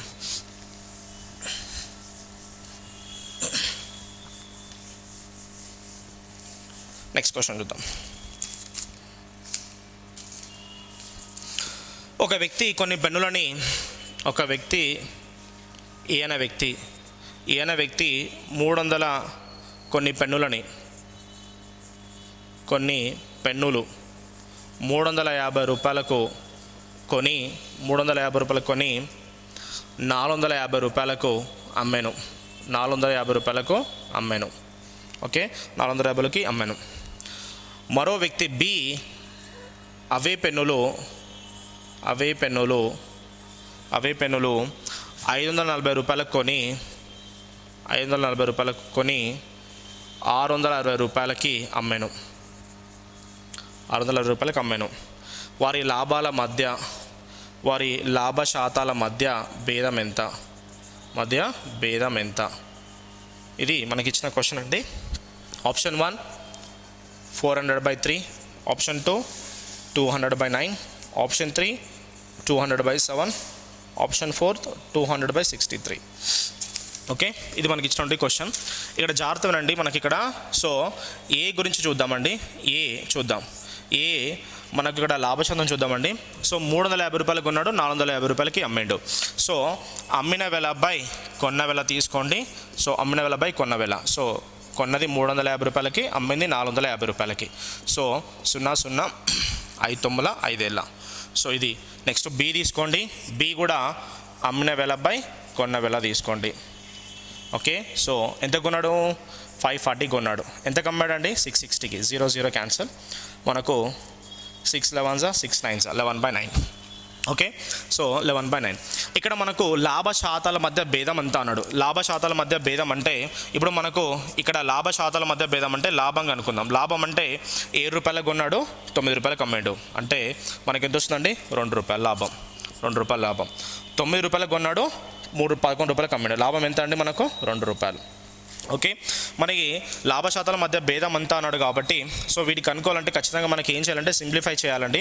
సో సింప్లిఫై చేయాలంటే మనకు భేదం కనుక్కోవాలంటే సో తీసేయాలి. తీసేటప్పుడు సింపుల్ అండి. ఇక్కడ మనకు 7 ఉంది, ఇక్కడ 9 ఉంది, సేమ్ లేదు కాబట్టి ఇక్కడ మనం తీసుకోవాల్సిన విషయం ఏంటంటే కాసాగా తీసుకుందాం అండి. అంటే ఇక్కడ 7ని 9తో మల్టిప్లై అండి, దీని కూడా 9 తోటి.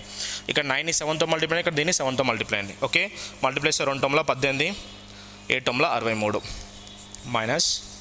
ఓకే, 8 9 63, 2 14. ఓకే, 2 14. సో ఇప్పుడు చూడండి, మనకు కొన్నది ఎంత అండి, ₹63. ఇక్కడ లాభం ₹18 వచ్చింది, ఇక్కడ లాభం ₹14 వచ్చింది. వ్యత్యాసం ఎన్ని రూపాయలు అండి, లాభంలో ₹4.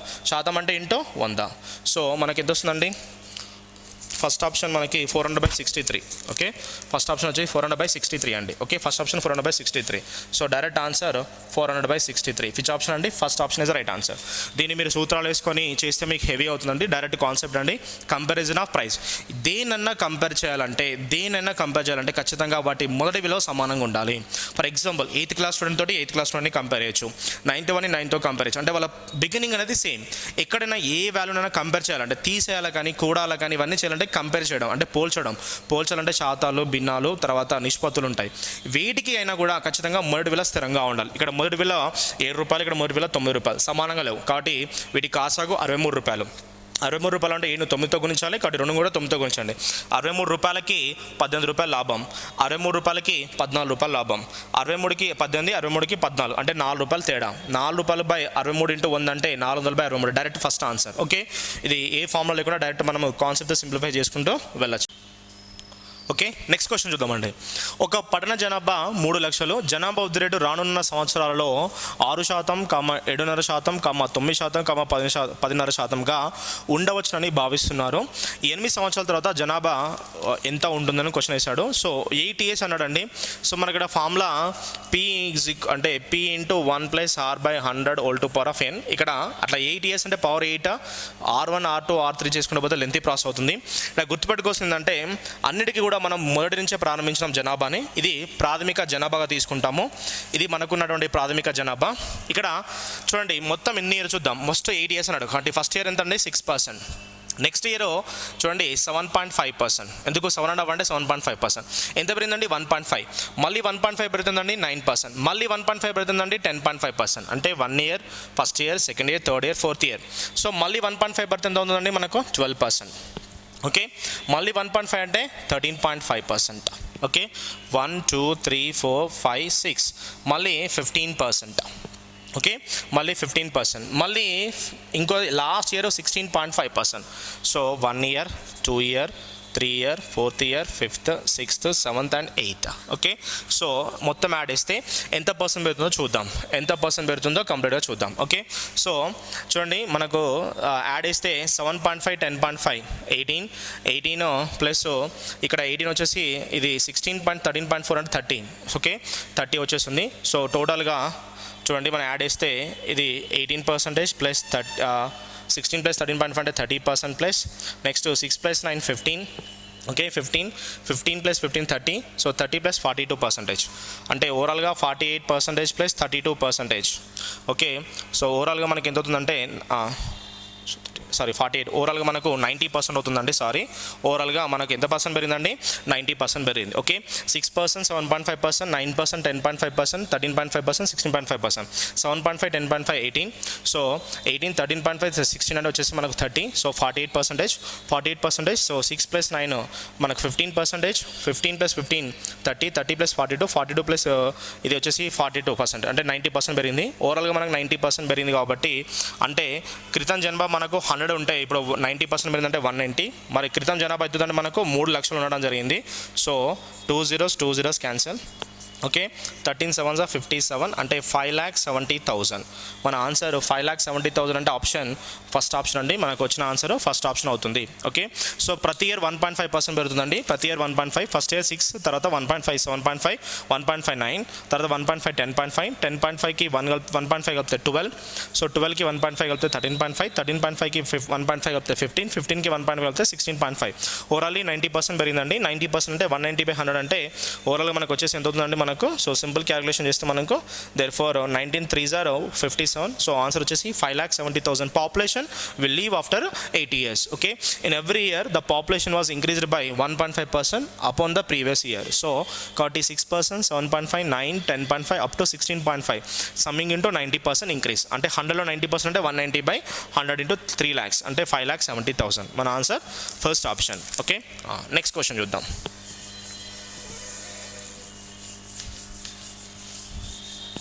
సో నెక్స్ట్ క్వశ్చన్ చూద్దామండి.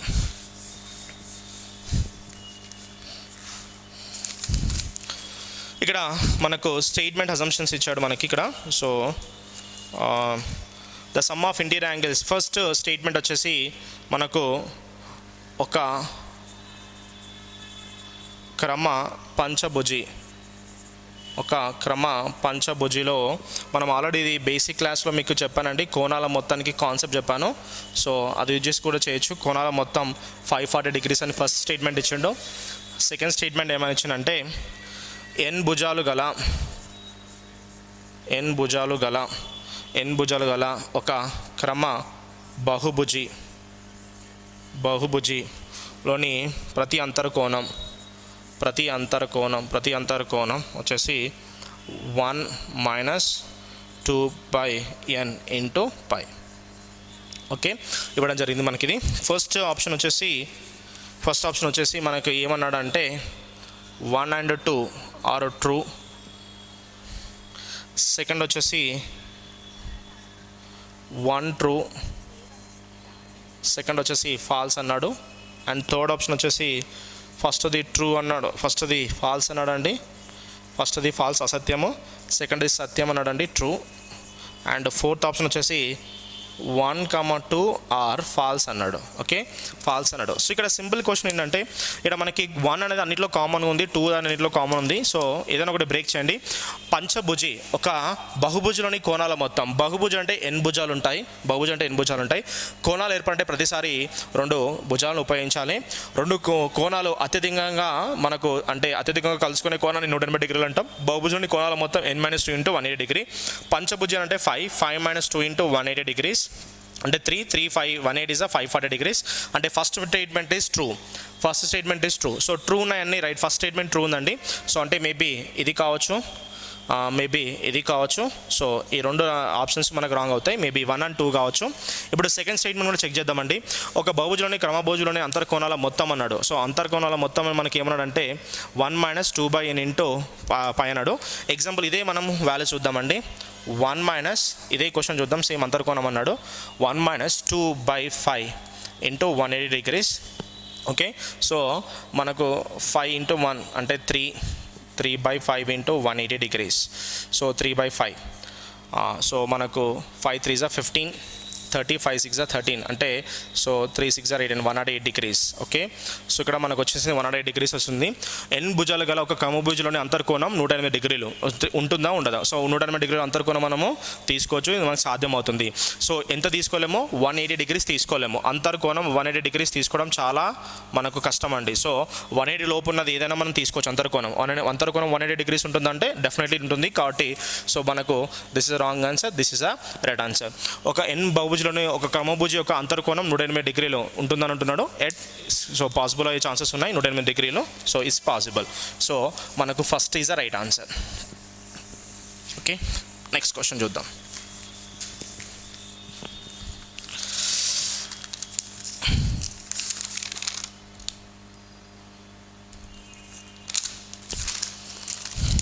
నెక్స్ట్ క్వశ్చన్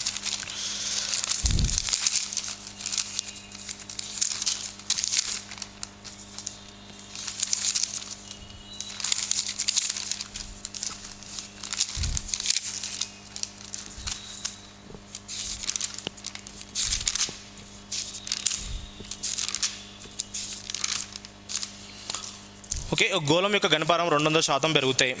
గోళం యొక్క ఘనపరిమాణం 200% పెరిగితే దాని వ్యాసార్థాన్ని పెంచాల్సిన శాతం పెరగాలంటే వ్యాసార్థాన్ని పెంచాల్సిన శాతం ఎంత అని ఇచ్చిన క్వశ్చన్ మనకు. ఆప్షన్ ఏ √3 - 1 ఇంటూ 100, ఇది option 1. Option 2 √3 - 1 into 100. Option 3 √3 - 1. Option 4 √3 - 1.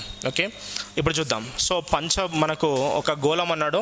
So గోళం అంటే మొదటి గోళము తర్వాత చివరి గోళం తీసుకుందామండి. మొదటి గోళం వైశాల్యము 4/3 πr3. 4/3 పై ఆర్ క్యూబ్. మొదటి వ్యాసార్థం r అనుకుందాం, తర్వాత వ్యాసార్థం 4/3 పై ఆర్ 2 క్యూబ్ అని తీసుకుందాం. సో ఇది మనం గుర్తుపెట్టుకోవాల్సిన విషయం. ఇది మనకి ఇచ్చినటువంటి ఇక్కడ ఫస్ట్ వైశాల్యము 100% ఉంది. ఫస్ట్ ఘనపరిమాణం 100% ఉంది అనుకున్నాం. ఘనపరిమాణం 100%.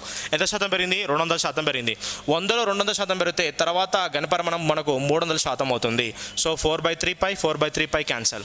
అంటే మనకు r1 cube is to r2 cube is equal to 1:3 వస్తుంది. ఫస్ట్ ఘనపరిమాణం మనకు 100% అంటే మనకు అది ఎంత పెరిగిందండి? 200% పెరిగింది. సో 200% పెరిగిందంటే ఎంత మనకు 300 అవుతుంది, అంటే 1:3. సో 1:3 అన్నాడు కాబట్టి r1:r3 is equal to cube root of 1:3 అవుతుంది. సో చూద్దామండి, హారంలో ఎప్పుడు మొదటి తీసుకోవాలి. మొదటి వ్యాసార్థం క్యూబ్ రూట్ ఆఫ్ 1 అంటే ఎంత అండి? 1. క్యూబ్ రూట్ ఆఫ్ 1 అంటే ఎంత? 1. శాతం అంటే లవము బై హారం ఇంటూ 100. లవము బై హారం ఇంటూ 100. హారం అంటే ఎప్పుడు ఏం తీసుకోవాలండి? మొత్తం లేకపోతే ఏం తీసుకోవాలండి? మొదటి విలువ తీసుకోవాలి. అంటే తెలిసిన విలువ మాత్రమే హారంలో తీసుకోవాలి. మరి మొదటి వ్యాసార్థం ఎంతమంటే 1. సో 1 ఉంది. 1 నుంచి ఇప్పుడు ఎంత ఉందండి? క్యూబ్ రూట్ ఆఫ్ 3 ఉంది. సో క్యూబ్ రూట్ ఆఫ్ 3 అంటే తర్వాత వైశాల్యము తర్వాత వ్యాసార్థం క్యూబ్ రూట్ ఆఫ్ 3 పెరిగింది కాబట్టి అదే ఎక్కువ ఉంటుంది. సో తర్వాతది మైనస్ ఇప్పుడుది క్యూబ్ రూట్ ఆఫ్ 3 -1. శాతం అంటే ఇంటూ 100. సో మన answer cube root of 3 - 1 into 100%. First answer is the right answer. Okay, so చూడండి, ఒక గోళం యొక్క ఘనపరిమాణం 200% పెరుగుతాయి. అంటే క్రితం 100 ఉంటే ఇప్పుడు 300 అవుతుంది. సో 1:3. అంటే వ్యాసార్థం కూడా మనకు r1 cube is to r2 cube is equal 1:3 అవుతుంది. ఎందుకంటే ఘనపరిమాణం నుంచి వస్తున్నాం కాబట్టి. 4/3 పై స్థిర సంఖ్యలు ఎప్పుడు కూడా పెరగవు అండ్ తగ్గవు, అవి స్థిరంగా ఉంటాయి కాబట్టి క్యాన్సిల్ అవుతాయి. r1:r3 is equal cube root of 1 cube root of 3. Okay, therefore 1 cube root of 3 అవుతుంది. మొదటి వ్యాసార్థం 1 నుంచి మనకు క్యూబ్ రూట్ ఆఫ్ 3 పెరిగింది. సో పెరిగిన value cube root of 3 - 1 into by 1 into 100 అవుతుంది. So direct answer, first answer is the right answer. Okay, second question, next question చూద్దాం.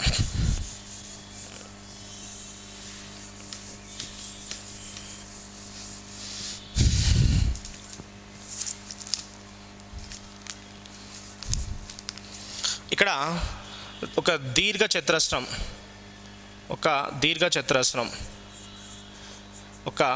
చతురస్రం పొడవు వెడల్పు 100,60 సెంటీమీటర్లు.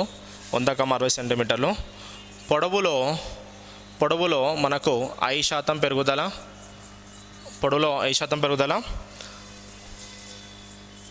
వెడల్పులో 4% తగ్గుదల.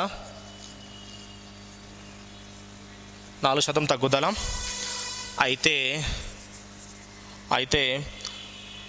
వైశాల్యంలో ఈ కొలతలను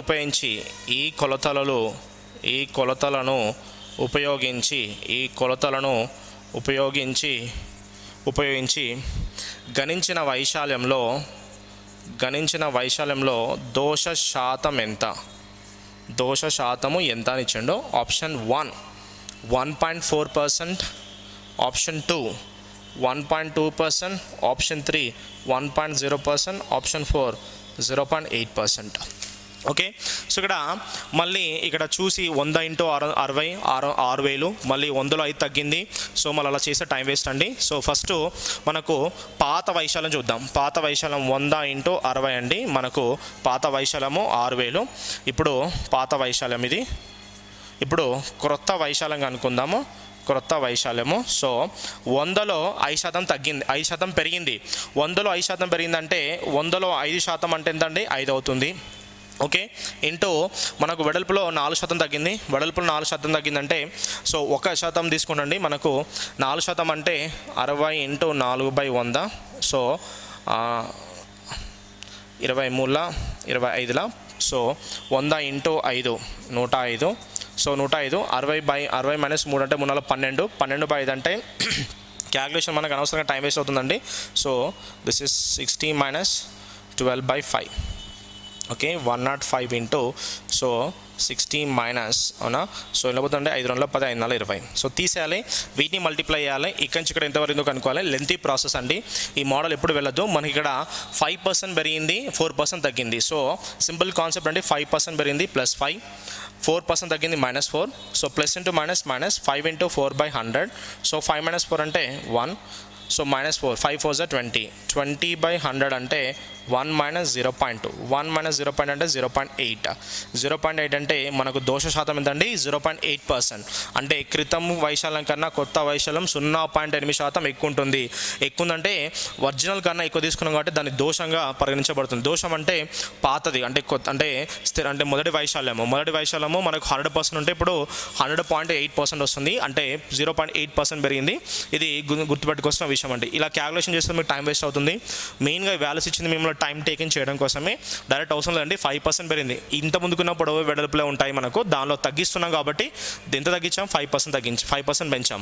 ఎంత తగ్గించాం 4% తగ్గించాం. అంటే ఓవరాల్గా 0.8 అనేది మనకు ఎక్సెస్ చూపెడుతుంది, ఎక్కువ చూపెడుతుంది. కాబట్టి 0.8 is the effective percentage. So answer 4th is the right answer. Okay, ఈ ప్రాసెస్లో ఏకండి టైం వేస్ట్. మీరు చేయాలనుకుంటే ఈ ప్రాసెస్లో చేయాలి. సో కానీ మనం యూజ్ చేసిన కాన్సెప్ట్ ఇది. ఓకే, నెక్స్ట్ క్వశ్చన్ చూద్దాం.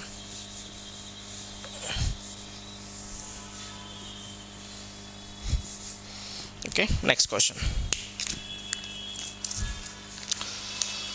ఓకే, 109 ఫ్యాక్టోరియల్ని 12 పవర్కే నిశేషంగా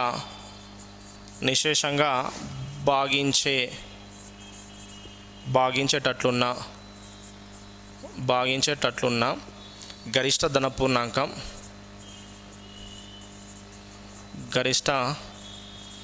ధన పూర్ణాంకం k విలువ ఎంత? Okay, option 1 50, option 2 51, option 3 52, option 4 53. Okay, so ఇప్పుడు 120 అంటే జనరల్గా ఖచ్చితంగా నిశేషంగా భావించాలంటే ఖచ్చితంగా అది సో సింపుల్ అండి. మనం గుర్తుపెట్టుకోవాల్సిన విషయం. దీనికి వచ్చిన కాన్సెప్ట్ చెప్తాను. సో మనం ఆల్రెడీ ఇటువంటి క్వశ్చన్లు మనము క్రితం వీడియోలో పాత వీడియోలో చెప్పామండి. ఘాతాలు కనుక్కున్నప్పుడు సున్నాలు కనుక్కునేటప్పుడు మీకు ఆ వీడియో ఎక్స్ప్లెయిన్ చేయడం జరిగింది. దాని మీద మనకి ఇప్పుడే అదే క్వశ్చన్ రావడం జరిగింది ఆటోమేటిక్గా. సో మీరు ఒకసారి కాన్సెప్ట్ అంటే ఆ వీడియో ఒకసారి చూడండి. ఇప్పుడు డైరెక్ట్ మనం 109 ఫ్యాక్టర్లో 12 యొక్క ఘాతం కనుక్కోవాలి. 12 ప్రధాన సంఖ్య కాదు కాబట్టి దీన్ని మనము సహప్రధాన సంఖ్య లబ్ధంగా రాయాలి. సో సహప్రధాన సంఖ్య లబ్ధంలో గరిష్ట ప్రధాన సంఖ్య మనకు 4, అంటే గరిష్ట సహప్రధాన సంఖ్య 4 ఉంది. సో 4 కాబట్టి 109 4ని 2 పవర్ 2 తీసుకుంటాం. 4ని 2 పవర్ 2 తీసుకుంటాం. సో కాబట్టి 109/2 సో భాగిస్తే వచ్చే భాగఫలాలు తీసుకోండి. ఎందుకంటే భాగఫలాలన్నీ కూడా గుణకాలు అవుతాయి. గుణకాలు అంటే ఖచ్చితంగా భాగిస్తాయి. సో మనకు 109 అంటే వచ్చే భాగఫలాలు 2 కన్నా తక్కువ విధంగా తీసుకోవాలి. 109 అంటే ఫస్ట్ 2 5 10, 2 4 8 54. సరే మళ్ళీ 54ని 2తో భాగిస్తే ఎంత వస్తుంది? మనకు 27 వస్తుంది. జాగ్రత్తనండి, మనకి ఏంటంటే 109 2 పవర్ 1, 109 2 పవర్ 2, 109 2 పవర్ 3 అట్లా మనం అన్నీ ట్రై చేయాలి. ఇది ఇలా చేసుకుంటే కొంచెం మనకు లెంతీ అవుతుంది. అలా కాకుండా సింపుల్ అండి. 109 2తో భాగిస్తే భాగఫలాలు 54, మళ్ళీ 54ని 2తో భాగిస్తే 27, మళ్ళీ 27లో ఆఫ్ అండి. ఓకే, 27లో ఆఫ్ వచ్చేసి మనకు 13లో ఆఫ్ వచ్చేసి మళ్ళీ 6, 2తో భాగించాలంటే ఆఫ్ చేయడం. సో 109లో ఆఫ్ 54లో ఆఫ్ 27లో ఆఫ్ 13, అంటే 13లో ఆఫ్ 6లో ఆఫ్ 3. సో 3ని ఆఫ్ చేయలేం కాబట్టి 2 1s 2. సో 3లో ఆఫ్ అంటే 2, 3లో ఆఫ్ ఎంత 1 అవుతుంది. ఇప్పుడు మొత్తం యాడ్ చేస్తే మనకు ఎంత వస్తుంది చూడండి. 27 + 13 40. ఓకే, 6 + 3 + 10. సో మనకి ఎంత వస్తుందండి? 54 + 40 94 టోటల్లీ మనకు 104 రావడం జరిగింది. సో అంటే 104 రావడం జరిగిందంటే 2 పవర్ 104 మనకు 2 స్క్వేర్ రావాలి. 2 స్క్వేర్ అంటే 2 స్క్వేర్ అంటే 2 5 10, 2 2 4 అంటే మనకు 4 పవర్ 52. ఎంత వచ్చిందండి? 4 పవర్ 52. అందరూ కూడా ప్రైమ్ నెంబర్ 3 కాబట్టి 3తో వేస్తారు. 3తో వేస్తే మీకు ఆన్సర్ 53 వస్తుందండి. మనకు 12 పవర్స్ రావాలంటే 3 పవర్స్ అదేవిధంగా తర్వాత 4 పవర్స్ రెండు కూడా ఎలా ఉండాలి? సమానంగా ఉండాలి. సో 3 పవర్స్ మనకి ఎక్కువ వస్తాయండి. చూడండి 109లో 3 పవర్స్ అంటే దీన్ని ఆఫ్ చేయండి. 3 3 9, 3 6 18. ఓకే, మళ్ళీ సో 3 12. సో 3తో డివైడ్ చేయాలంటే 3తో డివైడ్ అయ్యింది. 3 3 9, 3 6 18. సో 12తో డివైడ్ చేయి. 3 4 అండ్ 3 1. ఓకే. సో 36 + 4 40, 40 + 2 52, 52 + 1 53, అంటే మనకు 3^53 అండ్ 4^52 వస్తుంది. మనకు 12 ఘాతాలలో అంటే మనకు ఇక్కడ కనిష్ట ఘాతం 52 ఉంది. సో ఇక్కడ ఒక 3 వేస్ట్ అయిపోతుంది కాబట్టి ఒక 3 పనికిరాదు, కాబట్టి ఆన్సర్ మనకు 52. ఆన్సర్ 52 అంటే option third is the right answer. Okay, third is the right answer. Direct మన ఆన్సర్ని పర్ఫెక్ట్గా చేయాలంటే గుర్తుపెట్టుకోవాల్సిన కాన్సెప్ట్ అంటే గరిష్ట పూర్ణాంకం, గరిష్ట సాపేక్ష కారణాంకం తీసుకొని చేస్తే పర్ఫెక్ట్ వస్తుంది. గరిష్ట సాపేక్ష కారణాంకం 4ని ప్రధాన సంఖ్య లబ్ధంగా రాస్తే 2^2, కాబట్టి 2 పవర్స్ కనుక్కుందాం. 2 పవర్స్ అంటే 54, 54లో మళ్ళీ 2 పవర్స్ 27, 27లో మళ్ళీ 2 పవర్స్ 13, 13లో మళ్ళీ 2 పవర్స్ 6, మళ్ళీ 6లో 2 పవర్స్ 3, 3లో 2 పవర్స్ మళ్ళీ 1 ఉంటాయి. ఓకే, సో మనకు 2 పవర్స్ అనేది తగ్గేదాకా మనం తీసుకోవాలి. ఓవరాల్గా మనకు 2 పవర్స్ మనకి ఎంత వచ్చినాయండి, మనకు కంప్లీట్గా మనకు 104 రావడం జరిగింది. సో 2² 5 and 2 అంటే 4^52. సో 4^52 ఉంది కాబట్టి మన answer 52 is the right answer. Okay, that is the third option. Okay, that is the third option. 3 వేస్తుంటే మనకి ఎంత వస్తుందండి, సో 12^k అంటే మనకు ఇప్పుడు చూడండి ఇది 109 ఫ్యాక్టోరియల్లో 109 ఫ్యాక్టోరియల్లో 12^k అంటే మనకు 3 పవర్ వచ్చేసి 53 వస్తాయి, 4 పవర్ వచ్చేసి 52 వచ్చేస్తాయి. 52 కాబట్టి direct third is the right answer. గమనించాల్సిన విషయం. Next question.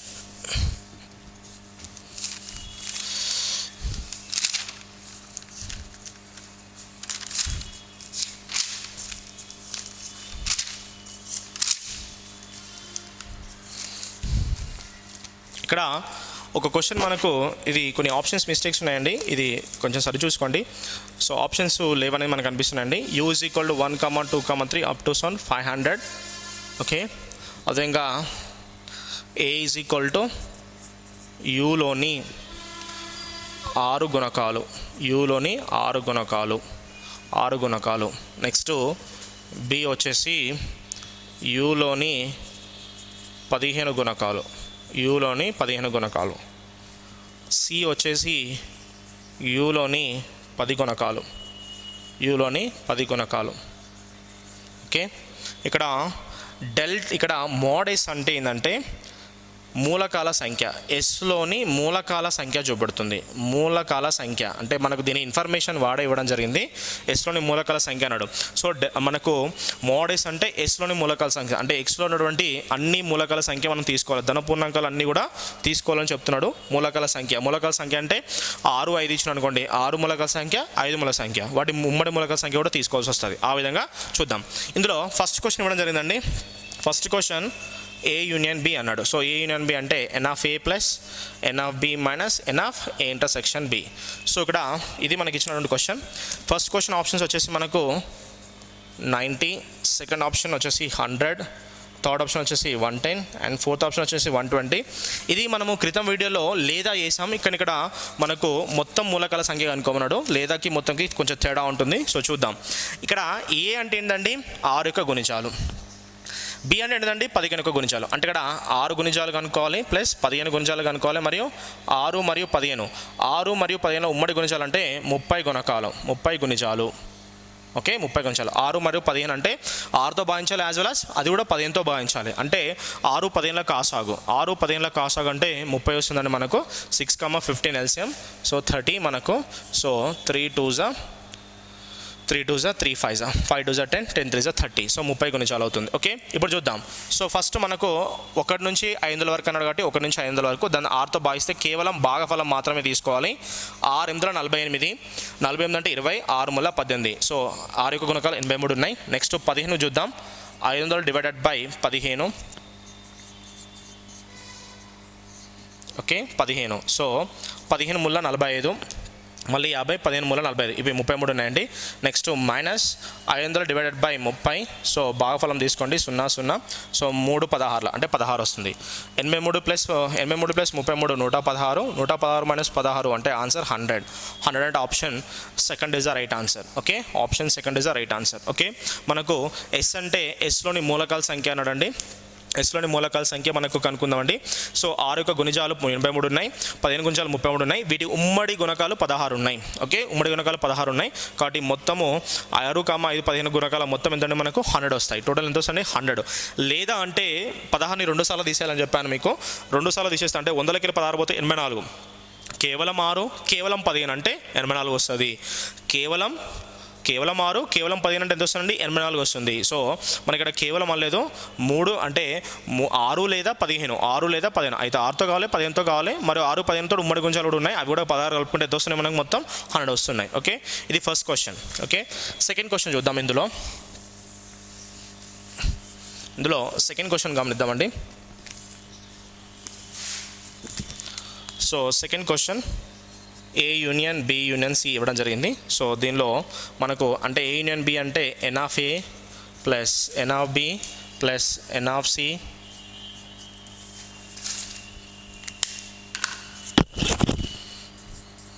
N of A plus N of B plus N of C minus N of A intersection B plus N of B intersection C N of C intersection A plus N of A intersection B intersection C. So ఇది కొన్ని options కొన్ని maybe mistake అయ్యే chances ఉన్నాయండి ఇది. So 126 చూపిస్తుంది and 124 చూపిస్తుంది and 120 ఉంది and option 100 ఉంది. సో ఇది కూడా మాకు డౌట్గా ఉంది. సో ఇది ఆప్షన్ మిస్టేక్ అయి ఉంటుంది. సో ఇక్కడ చూద్దాం. ఎన్ ఆఫ్ ఏ అంటే 500 divide by 6, 500 divide by 15, 500 divide by 10 minus 500 divide by 6 and 15. Okay, 500 divided by 15 and 10, 500 divided by 6 and 10. Okay, plus 500 divided by 6 and 5, 15 and 10. Okay, so గమనించాల్సిన విషయం. సో 506తో భాగిస్తే వచ్చే భాగఫలం 3 భాగఫలాలు తీసుకోవాలి. 506తో భాగిస్తే భాగఫలం 83, నెక్స్ట్ 15తో భాగిస్తే భాగఫలం 33, భాగిస్తే భాగఫలం 50 మైనస్ 6 15ల కాసాగు 30, 15 10ల కాసాగు 30, 6 10ల కాసాగు 30, 6 15ల కాసాగు కూడా 30 వచ్చేస్తుంది మనకు. ఓకే, సో 530తో భాగిస్తే ఇందాక మనం చేసామండి, ఎంత వచ్చింది మనకు 16. ఇది కూడా ఎంత వస్తుందండి 16. ఇది కూడా ఏం చేస్తుందండి 16. ఇది కూడా 16 వస్తుంది. Okay, so 83 plus 33 116, 116 plus 50, 116 plus 50 తర్వాత రాసుకుందాం. ఓకే, 16 మూల 48, 48 ప్లస్ 16 లేదా సో డైరెక్ట్ ఇది ఒక 16 ప్లస్ 16 మైనస్ 16 పోతే ఇక్కడ మనకు 32 ఉంటుందండి. So 32, so 6 and 6 and 32. So 6లోకి వెళ్ళి 2 పోతే 4 అండ్ 6లోకి వెళ్ళి 3 పోతే 3 and this is 134. So but అక్కడ ఆప్షన్లో మనకు 124 అండ్ 120 అండ్ 100 ఉంది. సో ఆప్షన్ మిస్ ఉంది. We have a doubt in this question అండి. ఆప్షన్లో మనకు మిస్ ఛాన్స్ అయి ఉందండి. మనకు ఎలా చేసినా మనకు 134 వస్తుంది. So it is a thing happen in the question అండి. ఇది మేబీ 124 ఆప్షన్ అని చూపిస్తున్నట్టు వచ్చింది, కానీ మనకు వచ్చిన ఆన్సర్ 134 ఆప్షన్లో లేదు. We have a doubt on this question.